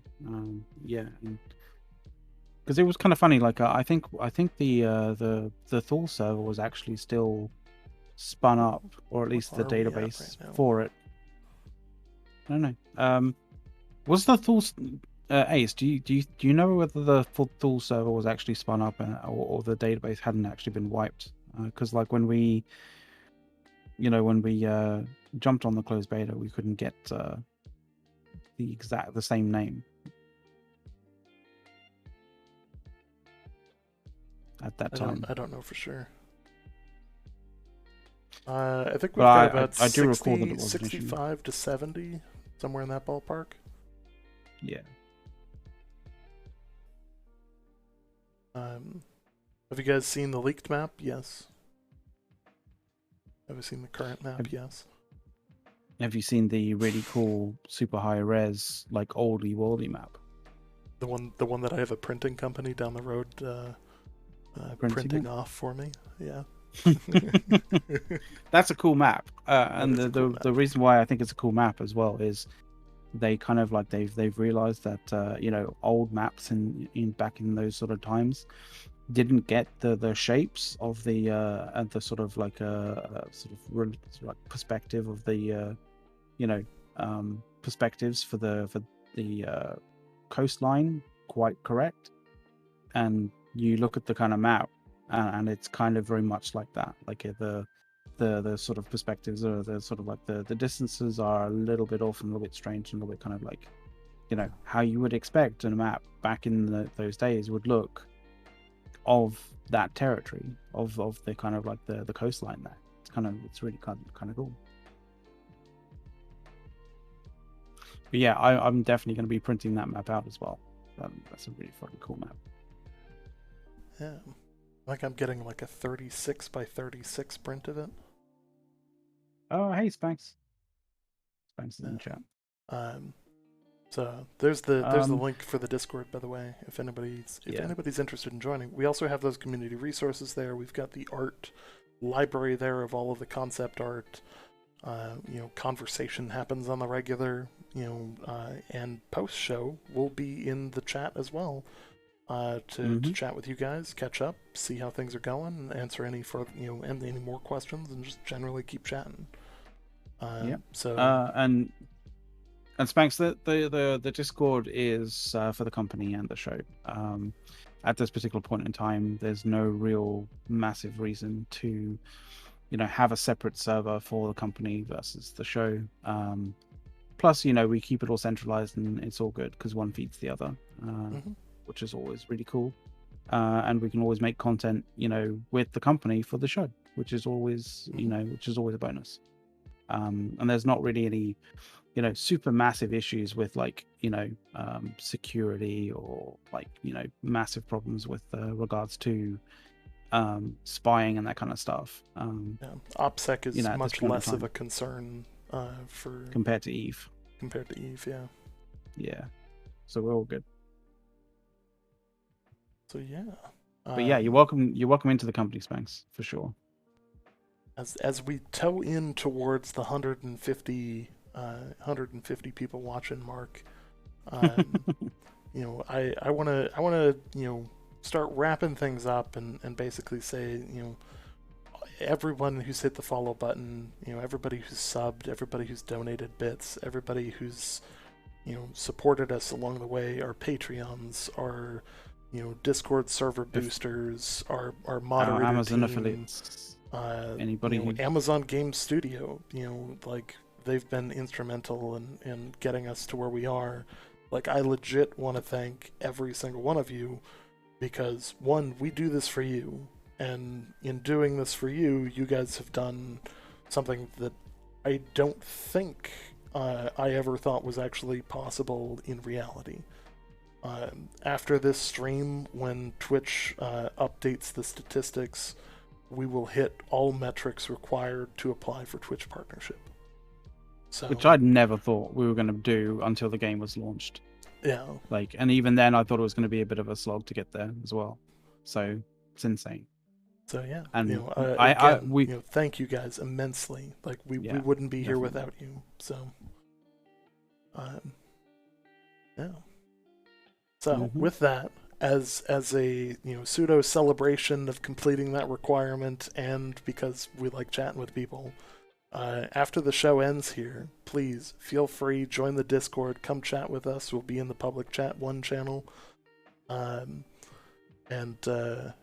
yeah, again, our infinite thanks, and till then, we will see you in the new world.